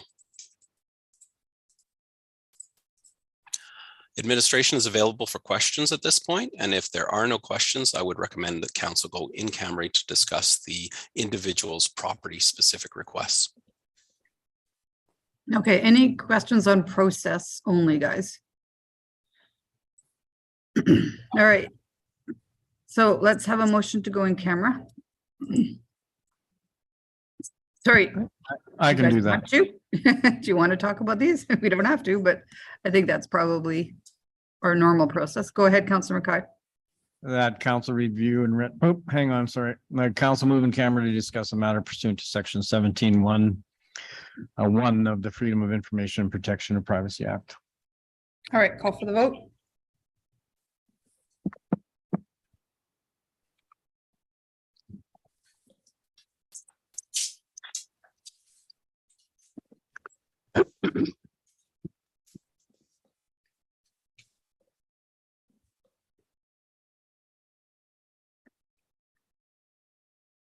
Councilor Brock. Unanimously. Pardon? Carried unanimously. All right. Shelley and Natalie and I will wait for a breakout room and the rest of you can head into the lounge.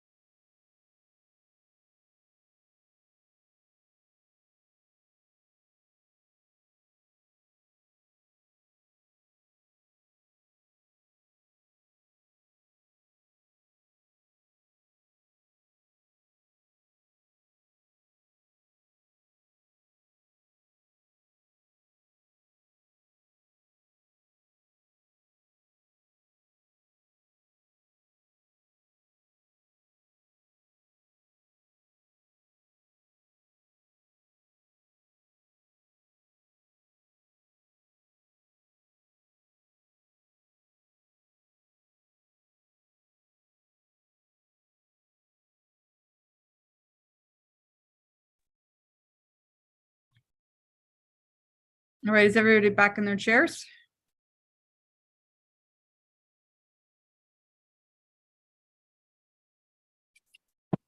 There we Ken go. is wrong here, but in a second, he's our last one to sit.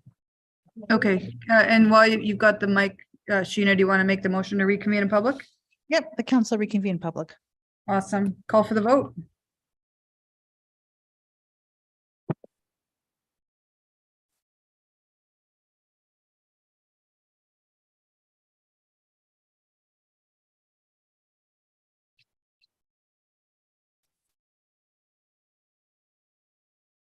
We good?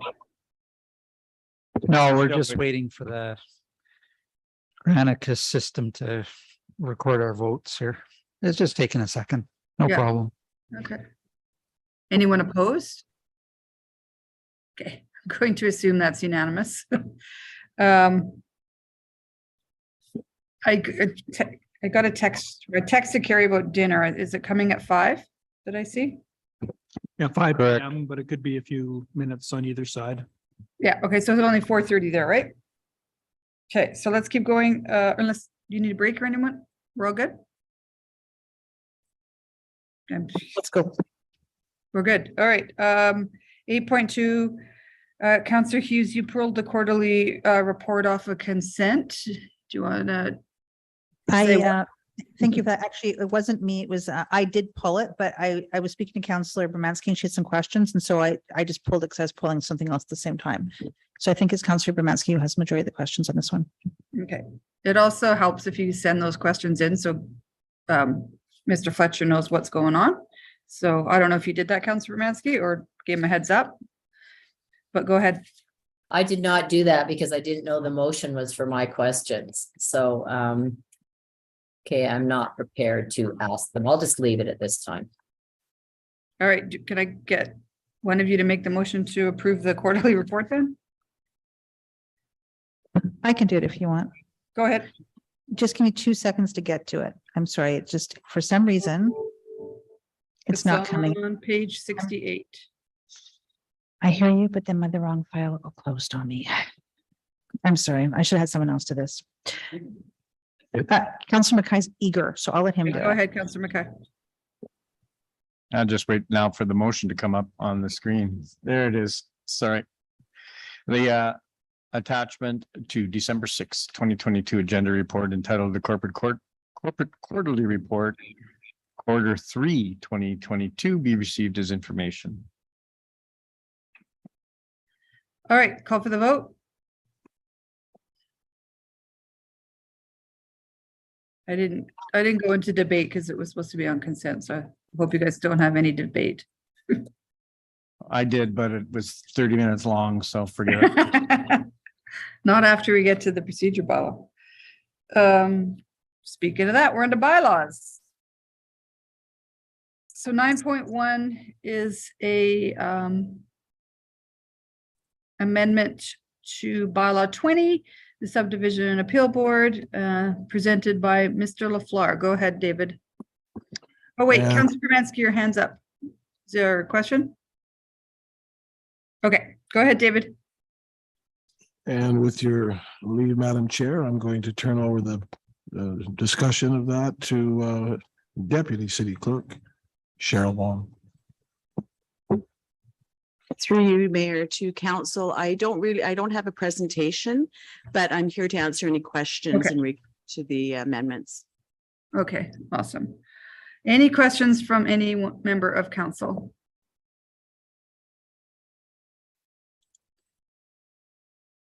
Seeing none, can I have somebody do first reading?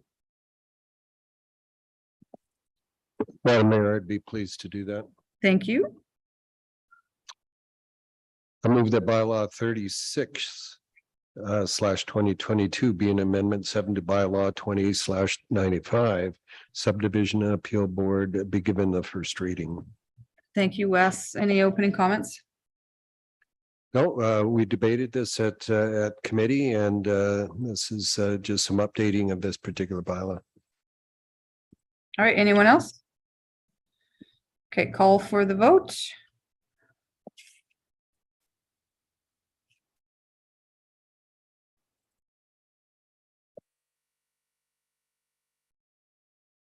That's carried, Madam Mayor.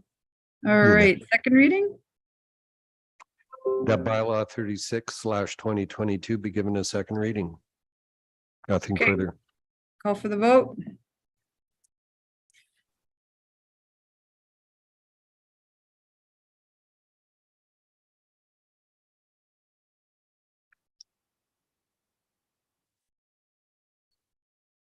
Carried. I'll All right. do, I'll do Go ahead. unanimous. Thank you, Ken. Go ahead. That unanimous consent be given for third reading of bylaw 36/2022. Okay, call for the vote. I'm like racing Natalie to get my in favor into the chat faster than she can. All right, Carried. okay, we have unanimous consent to keep going. So Councillor Broadhead, third reading? That bylaw 36/2022 be given third reading. All right, call for that vote.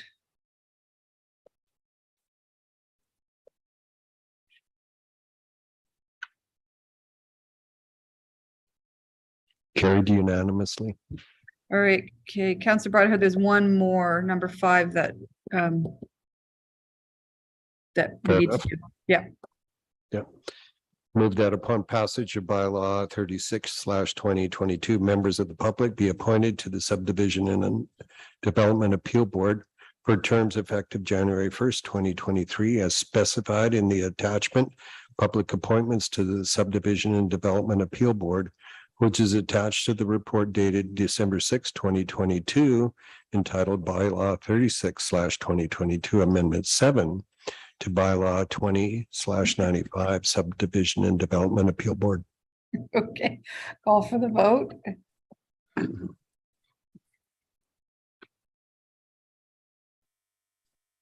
Carried unanimously, Madam Mayor. Okay, awesome. All right, we are on to the procedure bylaw. I don't know if you have a presentation, or Mr. LaFleur.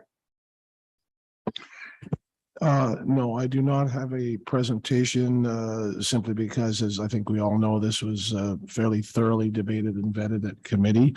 I can answer any questions, and I do believe there are some proposed amendments at second reading, but at this point, it's just on for first reading. So if anyone has any questions, I'm here to answer them. Okay, so yes, Councillor Hughes has got 3 different amendments that I think we should entertain separately. But before we even get to those, any questions before we get into first reading? All right, can I have someone other than Councillor Hughes make the motion for first reading? I can. Go ahead. Just faster on my mic than Councillor Killick is. That bylaw 20/2022 being the procedure bylaw be read a first time. No comment. All right, anyone else? Seeing none, call for the vote. Gotcha, Natalie. All right, so Mr. Fleur, Councillor Hughes's amendments should be considered at second reading, correct? Yes, first someone would move to second reading, Yeah. and then before there's any debate or vote on that, if we know that a counselor has amendments, that would be the time that council would bring them forward. Perfect. All right, Councillor Mackay, do second reading, put on the floor. Yes, I will. That bylaw 24/2022 be read a second time. All right, Councillor Hughes, bring forward your first amendment. Okay, so that bylaw 24/2022 be amended to delete all instances of the word 5 in section 76 and replace them with the word 7. Okay, that wasn't your first one. That was legal's drafted suggested wording for me, and so I'm using the and thank you, Mr. LaFleur, for scrambling to get that done. Oh, So did I that miss added- another email? Sorry. So that, yeah, so it came for, it's the same intention, which is to change it from a maximum of 5 minutes to a maximum of 7 minutes for debate. Okay. All right, so I will, is that in the, can we put that in the chat? Because now I'm getting, okay. Perfect. Okay, perfect. All right. Councillor Hughes, go ahead on your amendment. Okay, I feel like I'm in 15 videos right now. Like okay, so I'm just going on this one because I look better from a distance. And generally in poor lighting, but nonetheless, let's go for it. So The reason why I'd like to just change it to 7 is that council, we've never had a restriction of the time before. And so if somebody want to talk for 25 minutes, they could talk if they want to, or even 45 minutes. And I realize that's not the standard, but I also when I watch people come to speak to council, often they get cut off at the 5-minute mark and they just had 1 more minute to go. And I feel like that's a real possibility that could be happening here, where we're constantly asking the chair for exemptions for an extra minute. And so I feel like 5 seems a little extreme. I know it's just an extra 120 seconds, but I think it'll allow people to just complete their thought without having to worry about being cut off and then trying to restart it. And, this is our first time that we've actually said we're going to limit the amount of debate. And I would just want to make sure that we're not actually hindering debate when we do that. So, this can obviously be amended differently if we feel like it's not the right number, but I just want to make sure that the intention is try to keep debate to as brief as possible, but I also don't want to have it to where we actually think we might be hindering what we have to say. And I do think that for the most part, we'll be well under the 5, but I do want to make sure that if someone is a slow talker, for example, that they are able to still get all their points out. Because I can say all of War and Peace in 5 minutes, but you just won't be able to understand what I'm saying. So I don't want to have that happen either. That's it. Anyone else on debate? All right. Yeah, just, you can't see hands up and what have you, but as experienced as a member of public trying to put together concise points in 5 minutes is actually very difficult. You have to practice, you have to type it out, and it's really, one sheet of 12 font type, and it's 5 minutes and it's gone. And so if you're trying to think on the fly on council and make sure everything gets said that you want to say on very important issues, budget issues, land use bylaw issues, hiring issues, whatever it is, to be that concise is exceedingly challenging. And in particular, as I said, when you have to think on the fly.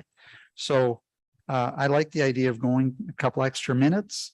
It gives us a little bit of room. I don't think it'll break the bank, so to speak. And but pushing it to 5 minutes is a pretty extreme step, and this will give us just a little bit of leeway that I think will make a difference to making good points in our discussion and debate. Okay, anyone else? Okay, Councillor Killick, you actually gave my arguments, but I'm in reverse. I want 5 minutes to really encourage council to be prepared and write down their debates and not be ad-libbing and on the fly. I think it'll really be good. It'll make for really good debate and discussion when we can pre-think what we want to say, I guess is what I'm trying to encourage. And 5 minutes is pretty much the norm in most municipalities that do have time limits. Some have for questions, and some have for debate, some have for both, but it's generally 5 minutes. So anything to close, Councillor Hughes? Yeah, the thing we have is that often when you're in debate, you're not just preparing your statement, you're also in response to other people's statements, which have to be done on the fly. And sometimes things are coming out from administration that also have to be discussed on the fly. So to think that you can prepare all of your arguments well in advance and make sure you're under that 5 minute mark, I think is just really not necessary or really fair to expect that to be able to happen consistently. We're talking about 2 minutes here. We have never limited debate before. I'm sure people are not going to use the full 7 just because it's available. It just allows a little bit of leeway here and just a little, this is the first time we've gone to any limitation, and yet we seem to be going to an extreme. And I don't see what the harm is in just allowing a little bit of wiggle room here. That's it. All right, call for the vote.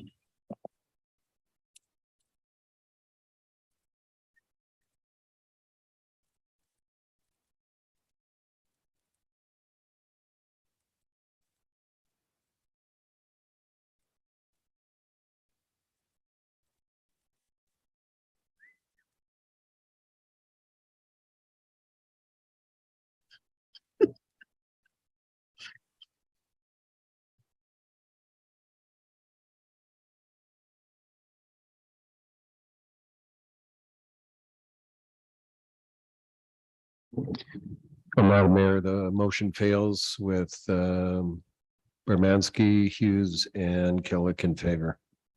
Okay, so, and Councillor Hughes, I found the subsequent email now, which was why I was confused about which is your first and second and third motion, but now, do you want to do the second one?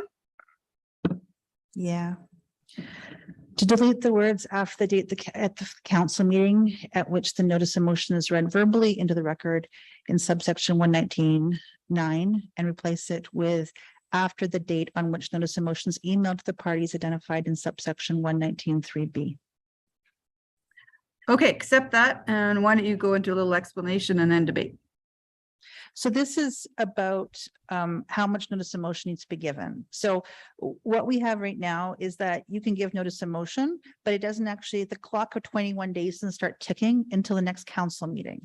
The intention of giving 14 days notice in the past was that you had 14 days, not even 21, and it was from the date that the notice of motion was brought forward. And it was so the administration has time to prepare a backgrounder in a, without being in a terribly rushed fashion.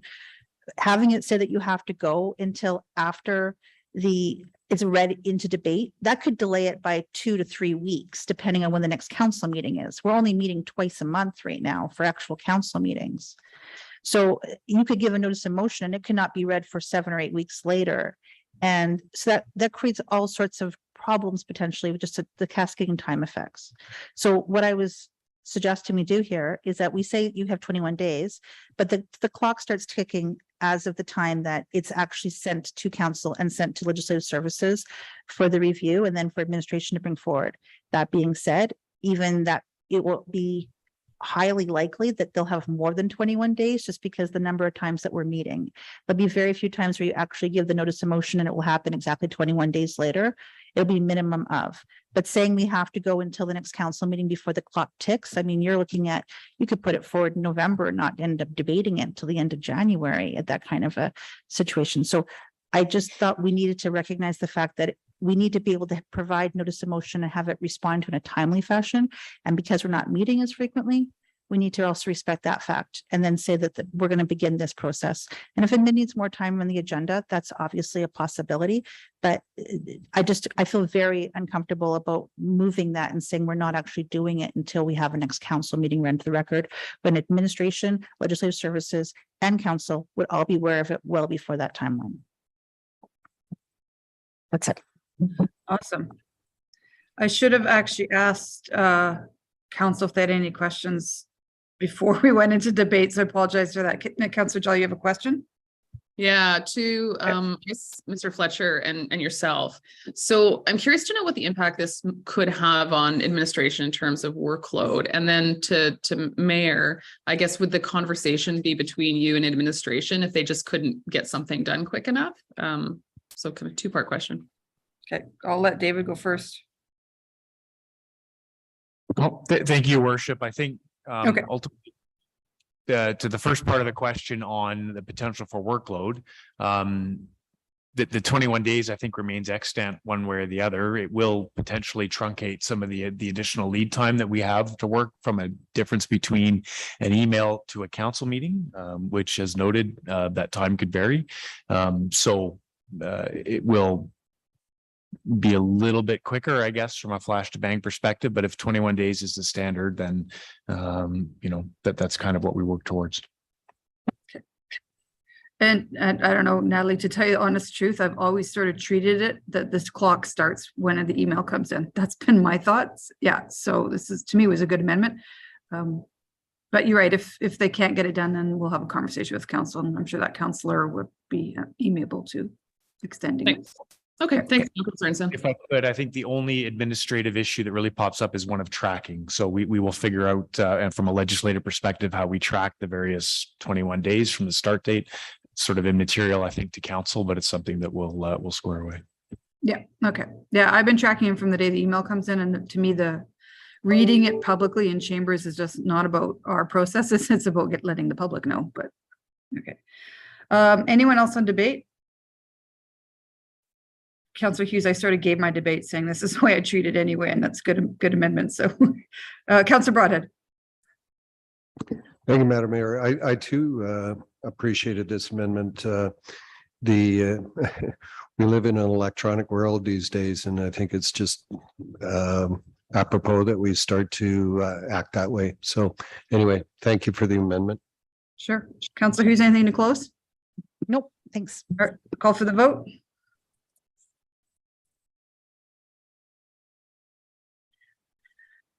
Okay. That one Carried passed unanimously. unanimously. Yeah, I see it on the screen now. Thank you, Oh, Sean. Whoever's doing the camera, that works well. Okay, and finally, one more, Councillor Hughes. Yep, to add a new section 6.1 to Schedule A Agenda Planning Process as follows.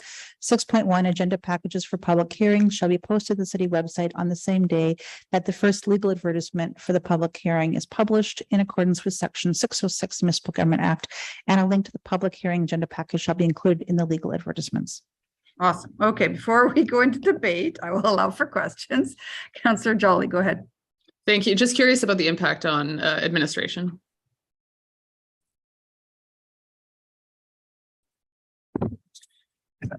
Yeah, thank you. I think in the impact on this, this particular issue really impacts mostly planning, to be perfectly honest with you. And so from a legislative perspective, I don't think there are administrative hurdles that would prevent us to do it. I think it really comes down to the workload. So if this is a statement of intent, that's fine. But I would submit that there would be cases where we would be asking for flexibility based on planning's capacity.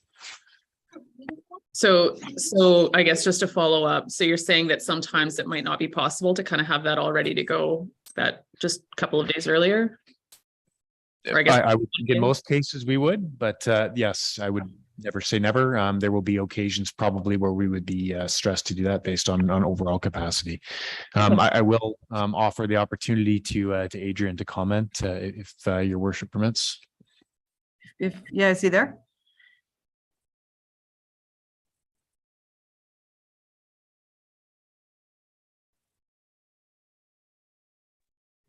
Adrian isn't here. He's Wait a- in the course. So sorry about that. Your apologies, then I think my answer stands. Christina, do you have any comments?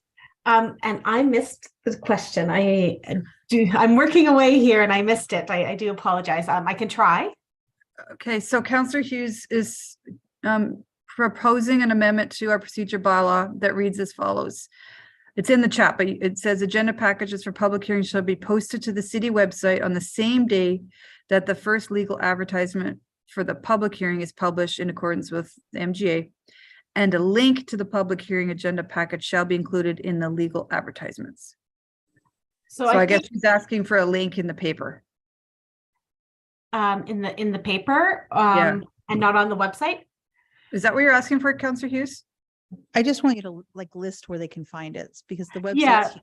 So if people want to find it, here's the website address to type in. That's Right. it. So I think that would not be a challenge for us to do. And this is very similar to something that we did prior to the current process, is that we did have it advertised and we did have the opportunity for people. We had it published on the website beforehand. So.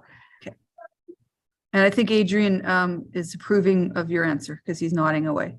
Yep, that was exactly what I was going to say. It goes back to what the practice that we used to do before this current practice, where we would put the agenda packets out a little bit early. Okay, awesome. All right, any more questions? Mr. LaFleur? Yeah, not to be late, but I just wanted to make the point. Mr. LaFleur, you don't have to unmute your computer. Just don't even touch that during our council meetings. I understand. There we go. Okay. The way the motion is worded, it's the agenda package that has to be ready so that we can make it, not just make it available, but put a link to it in the paper. And of course, given the lead times for advertising, I'm not disputing what Mr. Slavin just said, but it's there might be times when there's a real crunch to get a package ready. It's not just a bylaw; it's a whole package that would have to be ready and ready to put a link in the paper when we advertise. Okay, so when we get to Councillor Hughes, I'll make sure I know her intention.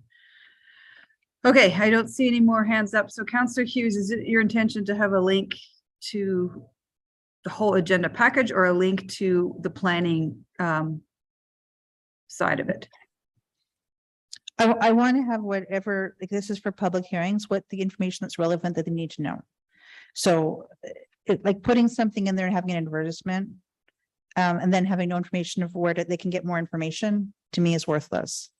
So as much of the agenda package as possible, whether the background is complete or not, is not as much as just the actual package. But if you have the backgrounder, I think it would be helpful for the public so that they can get the Cliff's notes of what they're trying to look at. So that's what the So intention is. would you be okay with a link to the city website for further information, kind of, instead of a link to the agenda package? Just to give Ledge a little bit more flexibility. I just, all they have to do is figure out what the link name is, whether just go to agenda planning and then that's where the things are, or public hearings, and this is where the list is. I don't care, but they just need to go to where they can find it, because the reason why is because the site's so big. Yeah. But if you ask them to find it, they can't find it easily, and then they just get lost and they give up. So, Totally. and just to make it simple for the public to get the information in case they're interested. That's it. Okay, so can we change your motion to not say a link to the public hearing agenda package, because that's very restrictive, and just say a link to the city website? I don't want to say city website. I still want to say to the public hearing information. I'm looking at Mr. LaFleur. Would that work for the public hearing information or public hearing? Christina, where do you guys put it? I think if it were tweaked to say a link to the public hearing page on the city website, that. Okay, we can say public Whatever hearing is page on the city website. Yeah. Okay. Just so that you can work something on the fly here, Grace, because if we don't teach you under fire, you don't get good at it. Just bearing in mind that there's a reason for what I said. A public hearing agenda package, strictly speaking, always has a public notes, and we really can't include that until it's advertised. But if your intention, Counselor, is to make sure that the public gets as much information as possible, as soon as possible, about what's being talked about, then I think the change I suggested would get that done. Okay. Like they'd be one link away from, they can go there and then click one link to get to the information, right? And that's about as far as, that would be fine.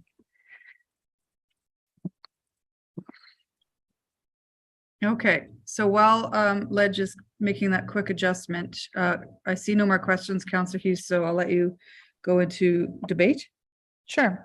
So the reason for this is that the current process, how it was changed, was that the intention a couple of years ago when it was last term when it was changed was to allow the public to have information prior to the public hearing. The way that it is now changed before my suggested amendment is that the public would only get that information the week before, the Friday before a public hearing. And if it's an issue that they care deeply about, it doesn't give necessarily the public a fair amount of time to look at that document. Depending on the size, it could be hundreds of pages long. And so I don't see any value, and I realize we have to by law advertise public hearings, but there's no value in advertising a public hearing and then having no information for the public to actually follow up and get it when they're interested in seeing it. And we had to provide the full agenda with the backgrounder for first reading. And that was prior to even advertising for a public hearing. So if planning doesn't think they're going to have it ready, tell agenda committee and they can reschedule the public hearing. Simple as that. But saying that I'm worrying about staff stress load, we're not deciding the public hearing date.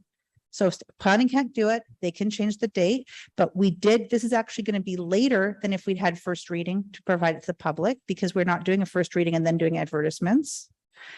So this is just simply allowing people to see the information in case they're interested, be able to find it in case they want to participate in a timely fashion and in congruence with when we're actually advertising the public hearing. And like I said, this is actually less of a time constraint than what we have done for the past 5 years. So that's all I've got. All right, anyone else on debate? Yes, thank you. I think Mr. LaFleur kind of summed up the whole point of this, and it's to get as much information to the public as quickly as possible and as directly as possible.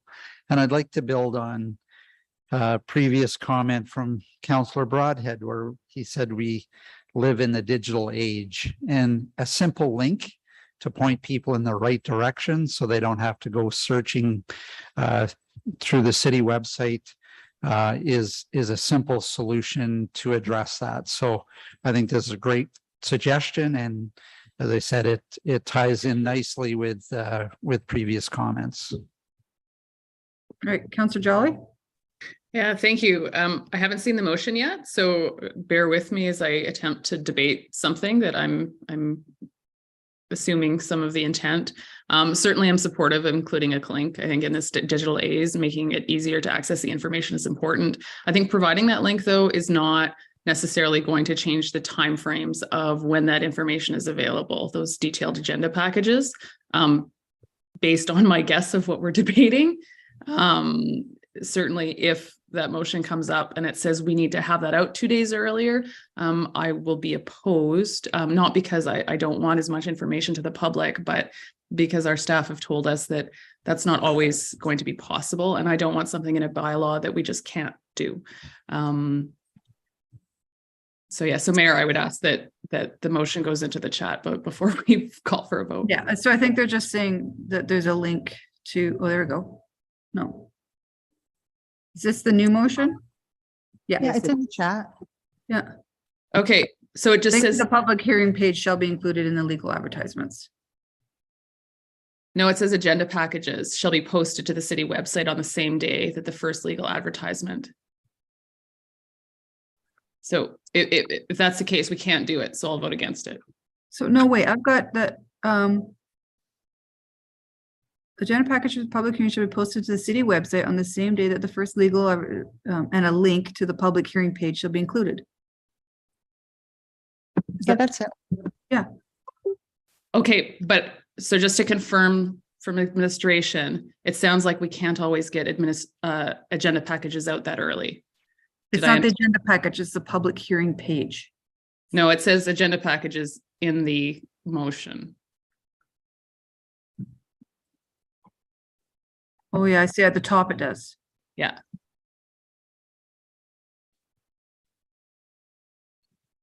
Oh, I see, okay. Comments on that, Mr. LaFleur? Yes, if I may, it might be a little bit more precise to reference instead of agenda packages, because that can be confusing. It's not the whole agenda package. No. Just supporting material for public hearings shall be, in fact, even better, appropriate supporting material for public hearings. That way the public notes don't have to be released in advance. So if the mover is amenable to a friendly amendment to take out the words agenda package and put in appropriate supporting material for public hearings, I think it would be good with that. Can I ask a question then, since we're ahead. So if we put appropriate supporting material, does that still be interpreted as we're providing let's say then ASP comes in, that the ASP is coming in? Because I don't want it to say, have this interpreted as something differently, like, oh, we only had to give you 3 out of the 35 pages and we'll give the rest of it the day before. Like, I just want to make sure that whatever's going to be provided as, we'll call it supporting material, the day of the public hearing, is provided in the same context the day that it's released to the public. Like to whatever the first. That's how I would interpret it, and that's Yes, Counselor. So the intent would be to provide everything that relates to that specific item on, absolutely.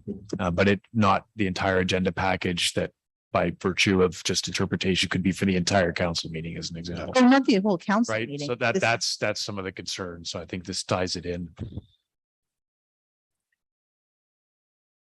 No, well, not the entire meeting. I just wanted that we can put appropriate supportive material as long as the interpretation is consistent. Okay. We all have a better understanding of what we're voting on now. Do you need to close, Councillor Hughes, or are we good? I'm just really hoping that this still is interpreted that we're not doing selective on one day and full on another. But this is just about, like, honestly, the full agenda package was provided on first reading, and then it was brought to the public in it was available before it was advertised the public hearing. So the idea that staff couldn't do it, I don't understand, because they did it for 5 years. The full agenda package was put out in first reading, then we advertised the public. So we're actually giving more time than we did before to staff to do this, even if they put the full agenda package out. So I'll agree to a appropriate supported material, but if I would like to have that if the agenda package background is available, then it's also included in there for so people understand what they're actually reading according to how administration's interpreting it, so that we're all on the same page and they don't make assumptions. That's it. All right, call for the vote.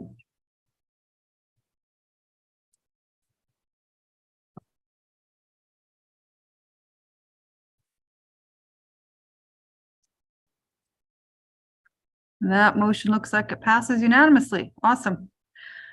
I just got a text from Carrie that says you guys have dinner there, so half-hour break. Does that work for you guys? Have we done with this? Yep. No, we're not done with the procedure. Oh, no, we're not. We have to, sorry, you're right. Those were oh, actually, Councilor Hughes, no, that was the third amendment, right? Yeah. Yeah, I'm done now. At Thanks. this Sorry, I stage- apologize. So now we Yeah. need to read second reading as amended and then third reading. I apologize, Mr. LaFleur. Yeah. It's okay. I Okay. was just, I had my buttons pushed. Give me a smack. Okay. Councillor Mackay, you were the one doing this, right? Who was it? I was doing second reading. Okay, so So, it's now as amended. yeah, I have it in front of me that bylaw 24/2022 be read a second time as amended. All right, any comments? No, I'll close with some. All right, anyone else? All right, call for the vote.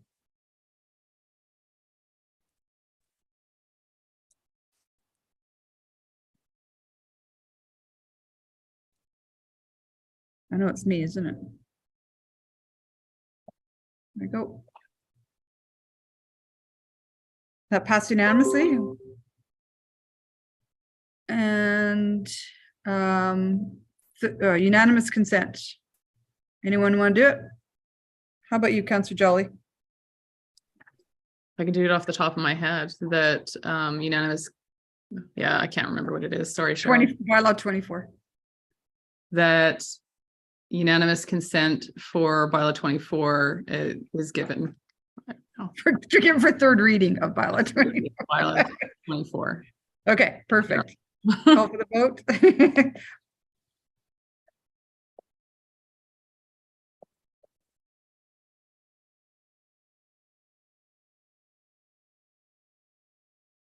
And finally, that's good. We can go on to third reading. Councillor Mackay. Yep, that bylaw 24/2022 be read a third time. Okay, you said you had comments on third reading? Yeah, no, just brief comments. I mean, this is just really, something that we've looked forward every year around bringing forward some clarifications on our procedural bylaw. And I want to say thank you very much to Mr. LaFleur, legislative staff, in relation to what's been brought forward. It also cleans up some of the maybe some of the verbiage in some of the other previous ones. And I like the amendments that we brought forward. So thank you. All right, Councillor Hughes. Yeah, thank you. I'm disappointed with the 5-7, but nonetheless, we'll just see how this plays out. But what I did appreciate is that we went through the committee and then went through this process, because I understand that we go through committee and we think we've had a thorough debate, but what it also allows us to do is have a revised look at it and have a second thought about whether or not we missed something.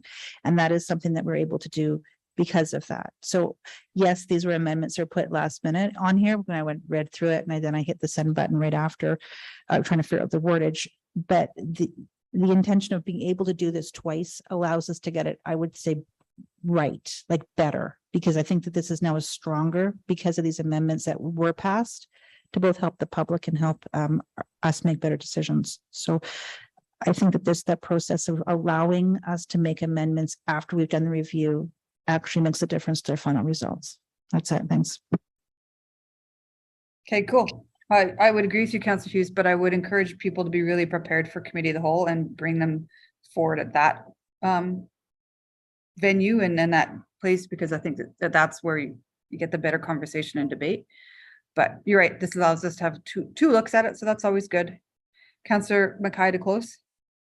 Nothing to close. Call for the vote.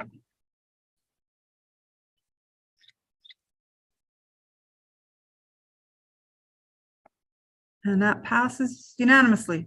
All right, I have 5:07 Mountain Time, so 5:40. Is that good for you guys? 10-4. Okay, all right. See you then.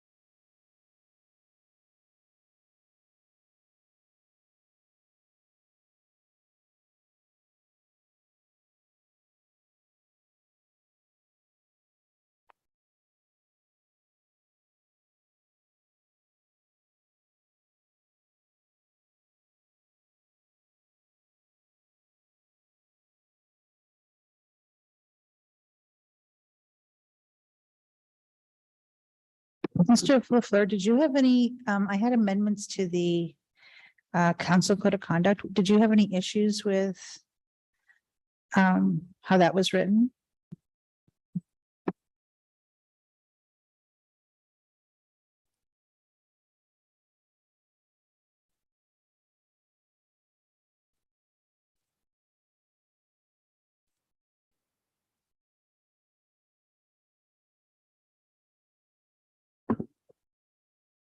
Counselor, can you hear me now?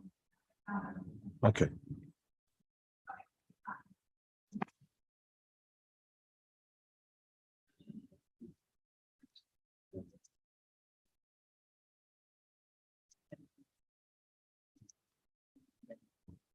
Hi, everyone. Are we all back in our seats? Yep. All right, I just heard, but we'll get to this. So- Yeah, I just heard your question, Councillor Hughes, but we're on 9.3 amendment to the council code of conduct. Councillor Hughes had some proposed changes. I assume there's no presentation because we went through this at committee. So, Mr. LaFarge, Sheena just asked you if, I think if you had any concerns with her amendment. So is that what you asked, Sheena? Yeah, I forgot that he sent me some revised text already, so that's okay. So I'm up to date now. I'm good to go. I have a Okay. question about B before I have, so. All right, but that's- any questions on what's in front of us before we go to first, second, and third reading and where we can entertain amendments? You don't have a presentation, Mr. LaFar, do you? No, this was thoroughly debated at committee, so I have no presentation. All right, can I pick on somebody? Councillor Killick, you want to do first reading? That bylaw 31/2022 being amendment 5 to council code of conduct bylaw 38-2017 and repeal the integrity commissioner bylaw 45/2017 be read a first time. Awesome, okay. I'm probably going to guess you don't have a lot to add to that, or do you have any opening comments? I think there's been good debate previously and good review, so we'll move forward with it. Okay, perfect. All right. Anyone else on debate on first reading? All right, seeing none, I will call for the vote.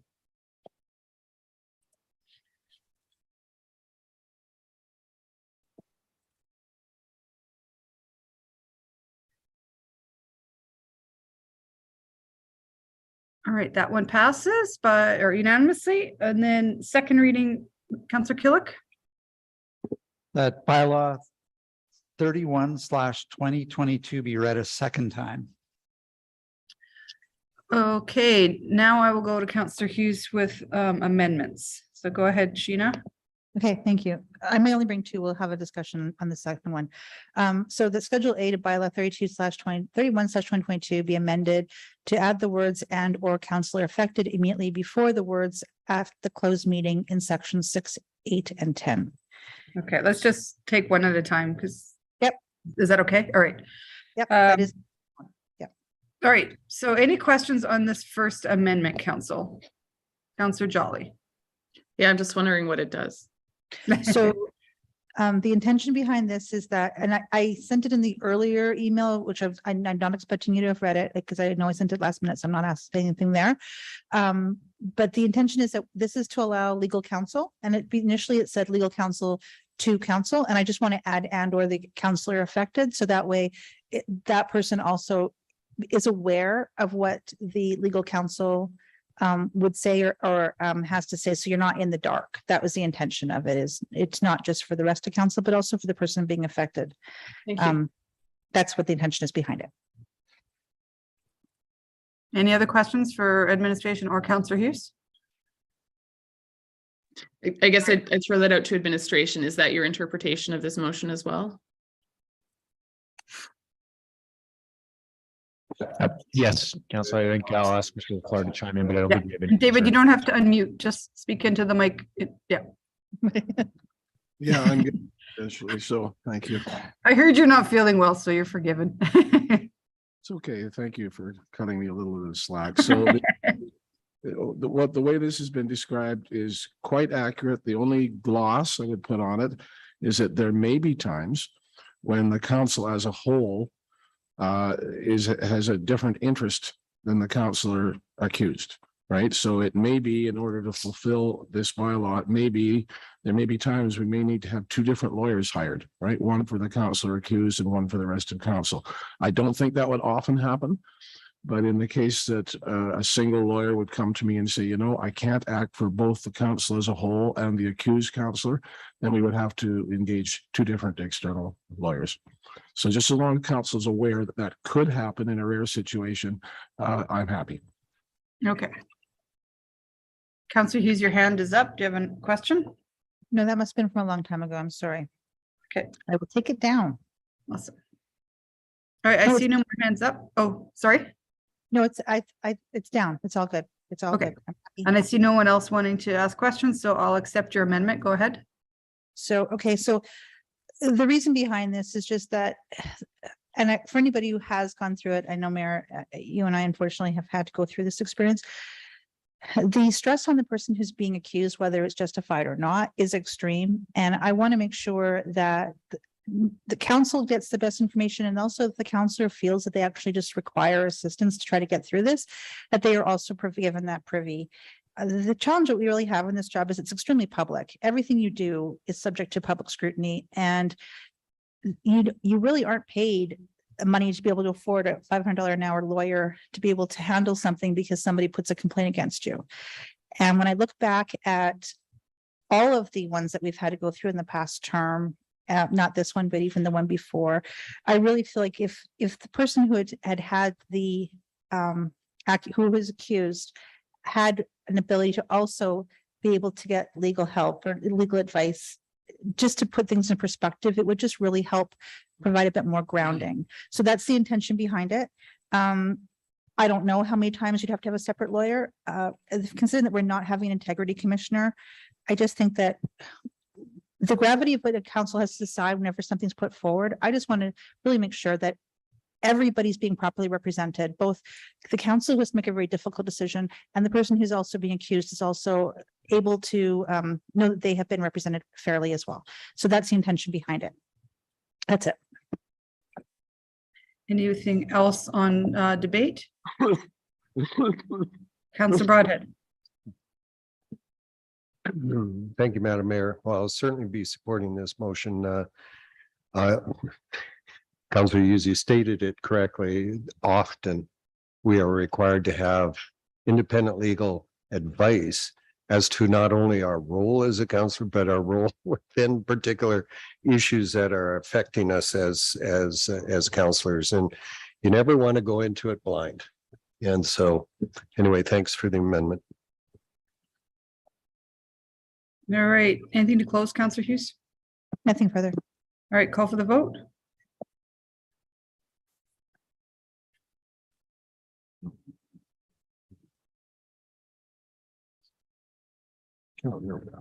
That one passes. You have two more proposed, Councillor Hughes? Yeah, before I present the second one, I had a question to LaFleur. And I just want to thank you for coming in, even though you're not feeling well. So thank you, because this is important and I do appreciate having your advice. So in the wording as it stands right now, there doesn't appear to be a time limitation. It just says at a subsequent meeting. So would that imply that any subsequent meeting, like let's say something were to happen next week, would council basically, does subsequent meeting mean the next meeting? Or does it mean anytime in the next term? Like there's no statute of limitations when I read it. So does subsequent meeting to you mean one meeting, or does it mean endless meetings of possibility? So through the chair, indeed, the way it currently is worded, it could come up at any time after that, weeks, months, 2 years. And I realize that one of your proposed amendments is intended to plug that hole, and I appreciate that. But yes, you're absolutely correct. The way it now words, any council member could bring forward that a matter rising from a complaint really at any time that suits them. No time limit. Okay. I know I want to plug that hole right now. I guess I'm looking for your I don't know, I just chose 21 days. Like, I'm just like trying to find something of a reasonable standard, but I'm also open to even reducing to 7 to 14 because it's immediately after we've already had, it won't be for the discussion. It's like, how long do you need to think about it? So do you have any opinions about whether we were to change it to like the next, like, you know, it says at the meeting, we could say instead of at a subsequent meeting, it would be the next subsequent meeting. And so it would just be that meeting or the following would be that would close the door. Do you follow me? Or versus, do you have any opinion about that? Through the chair, that this is a bit of a difficult thing for me to answer because that's really very much a political decision. But I will say this, it is not uncommon. In fact, it's very common to have limitation periods for taking action in all kinds of legislation. Some of them are actually quite short. There are some limitation periods for other things not related to this in the MGA that are as short as 60 days. I don't think I've ever seen any as short as 21 days. So, you know, it might be that you might want to think about a period of time that's at least somewhat longer than that. But I do agree that the concept of a limitation period to basically say to council, okay, you've thought about this, you've talked about it among yourselves in camera. If you're going to take any action, you know, you've got a certain relatively limited time to do it, or else maybe you didn't think it was that serious to start with. So what the right period of time is, you know, that's a council decision, not mine. Okay, I'm going to leave it at that. I wanted to make it shorter. So it is to add the word 1 days of the closed meeting immediately after at a subsequent meeting in sections 6, 8, and 10. All right, anyone else have questions? Okay, Councillor Hughes, go ahead. Okay, so this is really just because I really feel like if council wants to make a decision, it should be done in a timely fashion. I don't think it's fair for the person who is being accused to say, okay, we've heard it all, and then we can take years to make a decision about whether or not it is. I think it's more likely that if we don't actually close the loop, it could be used as a political weapon. And that's what I don't want to see. I don't want to see who something's brought forward and then nothing happens. And then, you know, a year, 2 years later, before the next election, someone decides to bring forward something to do some kind of sanctions against somebody else against that. So I think that the decisions need to be done in a timely fashion relative to when it has actually been brought forward for discussion, and that we need to close the loop on it, especially for the person who is being affected, that they know that it's been put to rest. We're either going to do something or not going to do something, and we can move on as a council. And so that was the thing when I saw this, is that I didn't like to leave that loop wide open like that. It's not fair to the person who's held in limbo indefinitely. That's it. All right, anyone else on debate? All right, seeing none, I'll call for the vote. I was just going to jump in there, and I'm just, you know, 21 days is a pretty short period of time. And I did hear Mr. LaFleur offer softly that that might be a little bit too tight, but 60 days might be a normal time to lodge a dispute. And I wonder if Councillor Hughes would consider 60 days as being friendly. I really don't want to do that as friendly. I really feel like 21, if once you've had the facts, 21 days, you should be able to make your mind up, you know, decide or get off the pot here type thing. But I'm looking at the person who's being affected, and it's going to be a time between the time of the complaint, then we have a discussion. I don't think you need 2 months to decide whether or not you're going to do something or not. So if you want to do it, go ahead, but I'm not taking it as friendly. Okay, thank you. I'll withdraw that suggestion. Okay, kind of changes my vote. Anything to close, Councillor Hughes? Yeah, I mean, Mayor and all council, let's just think about what we've done to date with decisions. They've come forward, it's been discussed, and the decision has happened the same day. So this is not something where we typically require months or years to make up our mind about whether we do or do not want to do something. And so I feel that 21 days is actually excessive for a jury to come to a decision and then let it to rest. If they're going to do something, do it. If they're not, let it go. And if you can't think of what you want to do within 3 weeks, then you didn't ask enough questions at the time when you were in the closed meeting. Really, the decision in my mind should be made the day of. You're doing something, you're not doing something, and letting it go. But I'm giving a small window. Actually, I think it's still too large of a window in case somebody had second thoughts. But I'm really hoping that it can be put to rest one way or another when we have to make the decision making. Whoever's being affected, it is tremendous amounts of stress for them to figure out what's going to happen. And as it is, we're still leaving that window open for 3 more weeks where they live in limbo land, hoping the council doesn't change their mind. And and often what's being brought forward is still, it's being brought forward for discussion, and whether or not it's valid or not, the stress in that person is tremendous. So I do not want to leave this open. The 2 choices are: you can take the 21 days, you can give me an amendment to change it to reduce it, you can make an amendment to increase it. But if we don't do it, you literally have left that door open for years. And I just don't think that's fair to anybody when they're trying to do their best they can and they're being put under scrutiny to sit there and not know what the answer is going to be indefinitely. That's it. Thank you. All right, I'll call for the vote.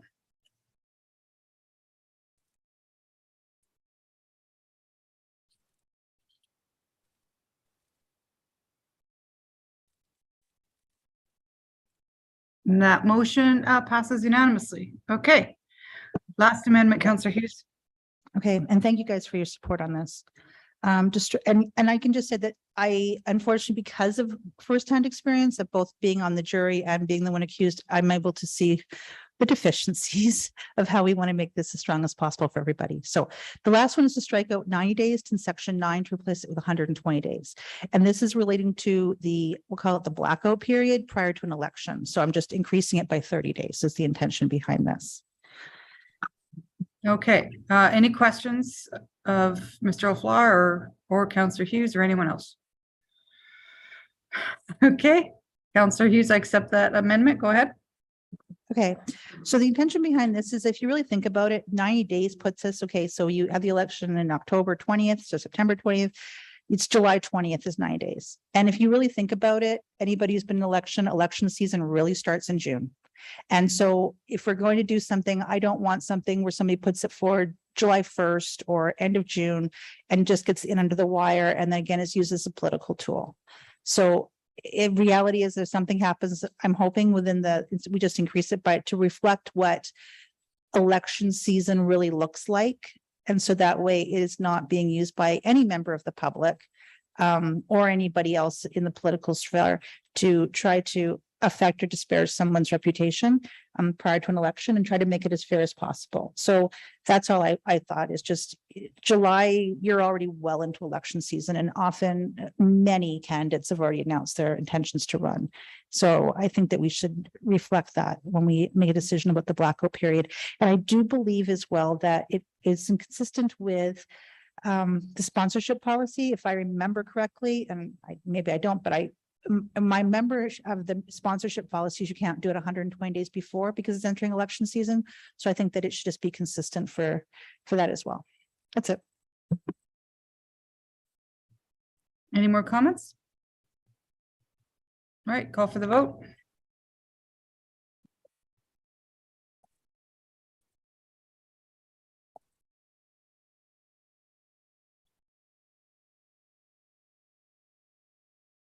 And that one passes unanimously as well. All right, Councillor Killick, second reading as amended.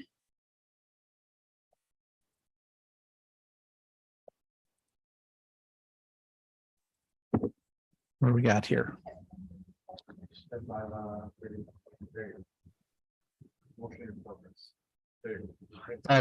31/2022 be read a second time as amended.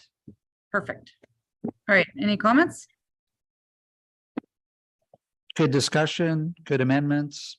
They all line up with very little debate. So I think we're in good shape and appreciate all the input. All right, I see no more hands up, so I will go to the vote. All those in favor?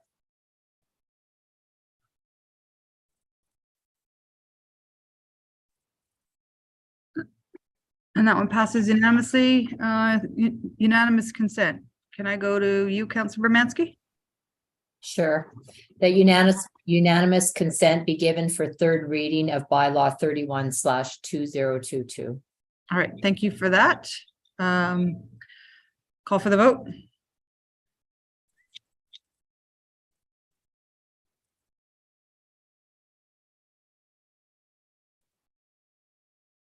That passes unanimously. We have consent to go to third reading. Councillor Killick. Bylaw 31/2022 be read a third time. All right, anything further? Very straightforward comments, very straightforward changes.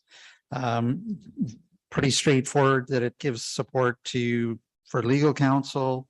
And changing to 120 days. They're all very straightforward, 3 amendments. The rest of the policy all looks very good. We debated it in depth. So I think we're ready to move forward and finalize it. Okay, I see no more hands up, so I'll call for the vote.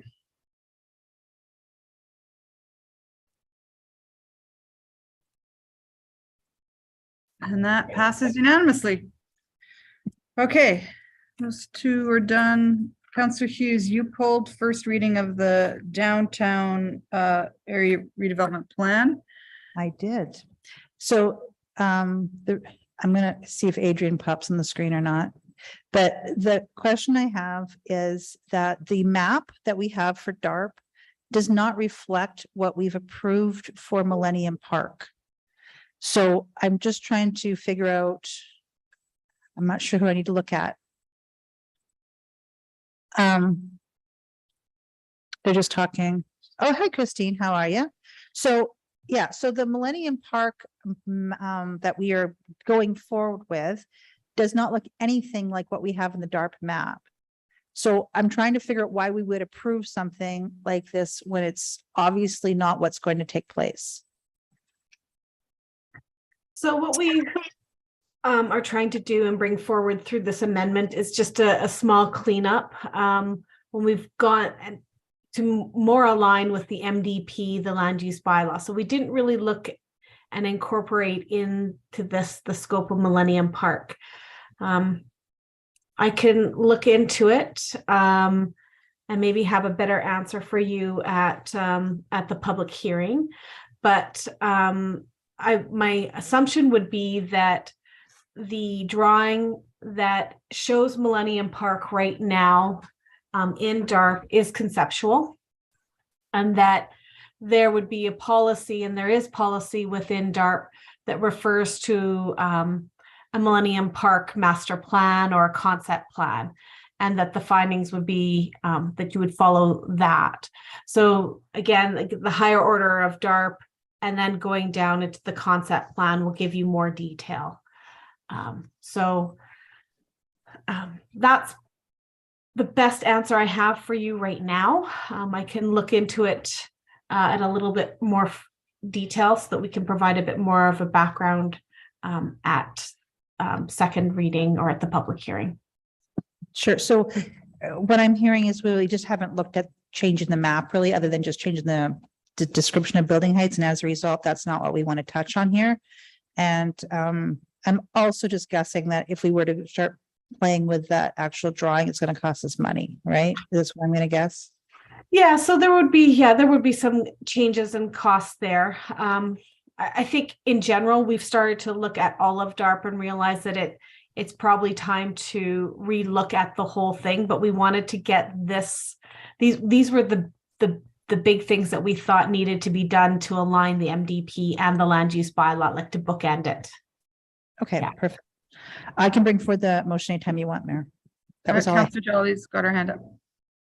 Yeah, thank you. So to administration, I'm just curious, is this presupposing that the land use bylaw updates are going to pass? No, it's actually reflecting the current land use bylaw updates. So what happened is DARP in general refers to a land use bylaw district that needs to be created. That was actually created in originally in 2013, and then it's been updated since. So we're not presupposing the new land use bylaw either at this point. That also may have impacts later on. But we think that it's right now, as the zoning is, that it's generally in alignment. So if those land use bylaw changes do pass in, was it Q1 or something like that? Does that mean that we're gonna have to do this all over again, to align it again?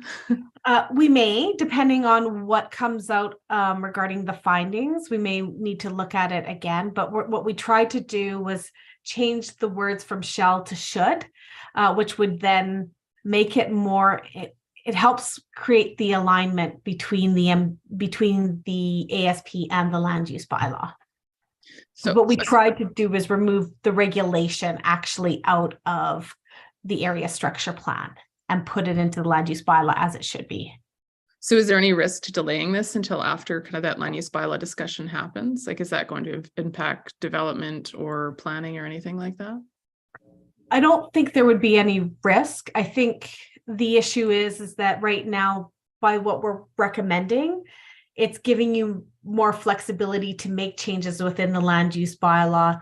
Right now, as it's written, because a lot of those statements are shall statements, we should actually be amending all of the land use bylaw, we should be really tightening those up a little bit more between the two.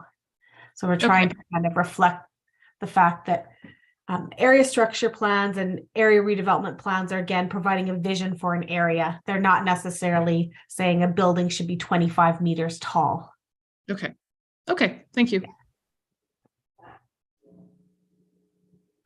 Okay, Councillor Hughes, you want to bring this forward? Sure. The bylaw 33/2022 be amendments to the downtown area redevelopment plan. We read it first time. I can put forward both if you like, and that the public hearing of bylaw 33/2022 be scheduled for January 10th, 2023. Perfect. All right. Anything further on this? Nope. Thanks for your patience, and I appreciate it. Okay, let's call for the vote.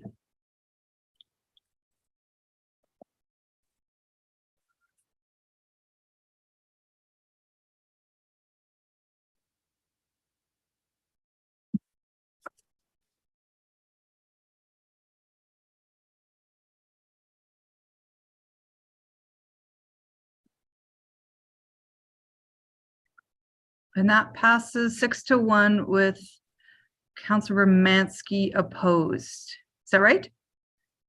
Councilor Romansky, you're opposed to setting a public hearing? That's kind of confusing me. Well, I'm just opposed to taking it as information as it says, because I see it as a cleanup, but I think we need a cleanup to the cleanup. So I just want to just acknowledge that I think the document's not complete to take as the first reading. So that's it. Okay, and just for your education purposes, you're essentially saying to the public that you don't want to have a public hearing and let them participate in the because you make amendments at second and third reading, not at first reading. Right. I understand. Oh, we're also receiving this as information, to me, premature. So I can't vote for both sides in one vote. So I understand it would have passed, but I acknowledge that I don't believe the document's complete to even start at this point. Okay. In the future, if you're voting no on something like that, it would be really helpful to council and administration if you actually stated why, because I thought you were just voting against having a public hearing. Yeah. Okay. In the future, that would be helpful. That's that one. That's 9.4. Now we're on to 9.5. This one should be pretty quick. The IAC bylaw. We went over this one. Does anyone have anything to add? I see Trevor's there to answer any questions. And Trevor, you don't have a presentation on this, do you, Trevor? No, I don't. The only thing I'd add is that Sturgeon County Council scheduled for the same on December 13th. Okay, all right. Any questions? Anyone willing to make the motions? I can do it. Thank you, Ken. That the St. Albert Sturgeon County Intermunicipal Affairs Committee recommend to council that bylaw 35/2022 being amendment 5 be given all 3 readings. Oh, wait, that's the motion on the floor. Motion I have on the floor. We should do them one at a time, probably just for. Well, I'm just looking at the motion on the floor. First reading only, please. Hang on, I'm reading what's on my screen. I can It's in your change it. agenda package on page 322. Let me do it there, Ken. Yeah. Well, That, Mike's got it. here. that bylaw Thanks for 35 saving it, Mike. That bylaw 35/2022 being amended by 5 to bylaw 11/207, the St. Albert/Sturgeon County Intermunicipal Affairs Committee bylaw be read a first time. Okay, perfect. Any comments, Mike? I think it's been debated. They're pretty straightforward changes, like changing from 3 meetings to 2 meetings. It's been worked back and forth between our admin team and Sturgeon's admin team. So we know that this aligns and should be pretty straightforward. Awesome. Anyone else? Great. Call for the vote.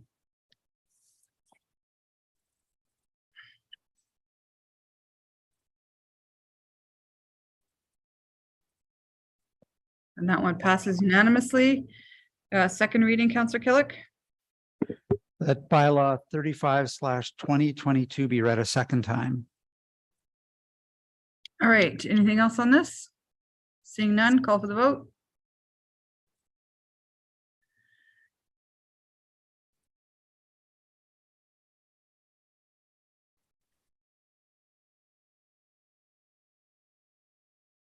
That one passes unanimously. Anyone want to do unanimous consent?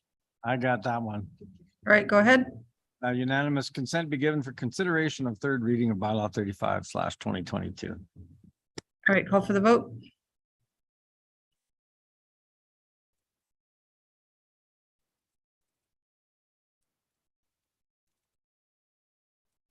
And that passes unanimously. Councillor Killick, third reading, third and final.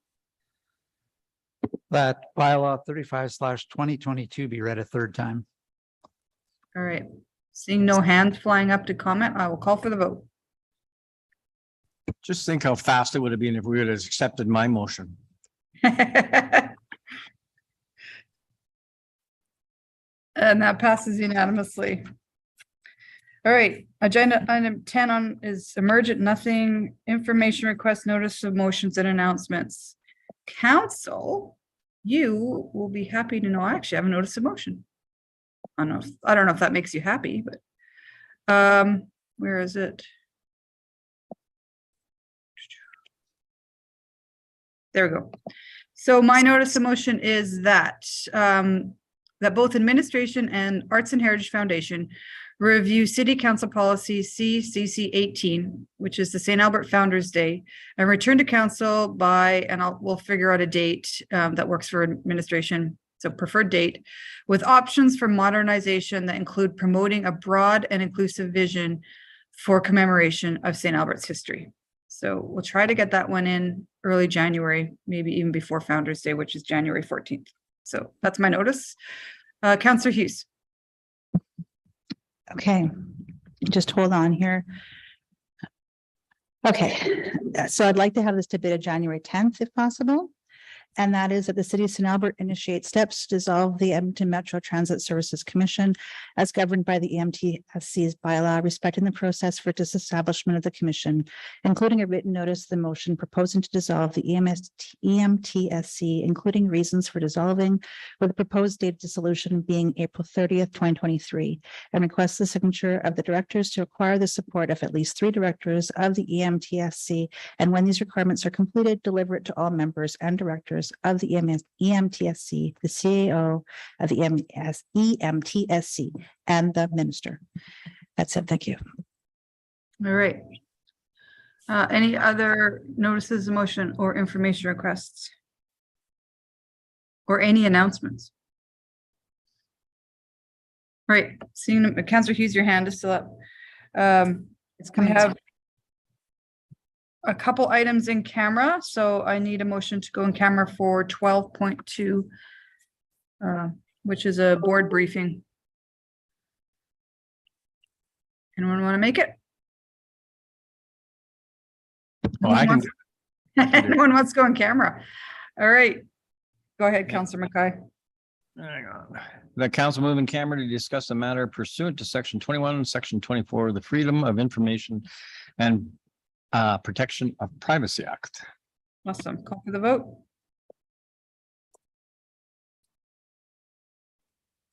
I swear, Councillor Jolly, you must have in favor typed into the chat box before we even get the motion ready. Just push enter.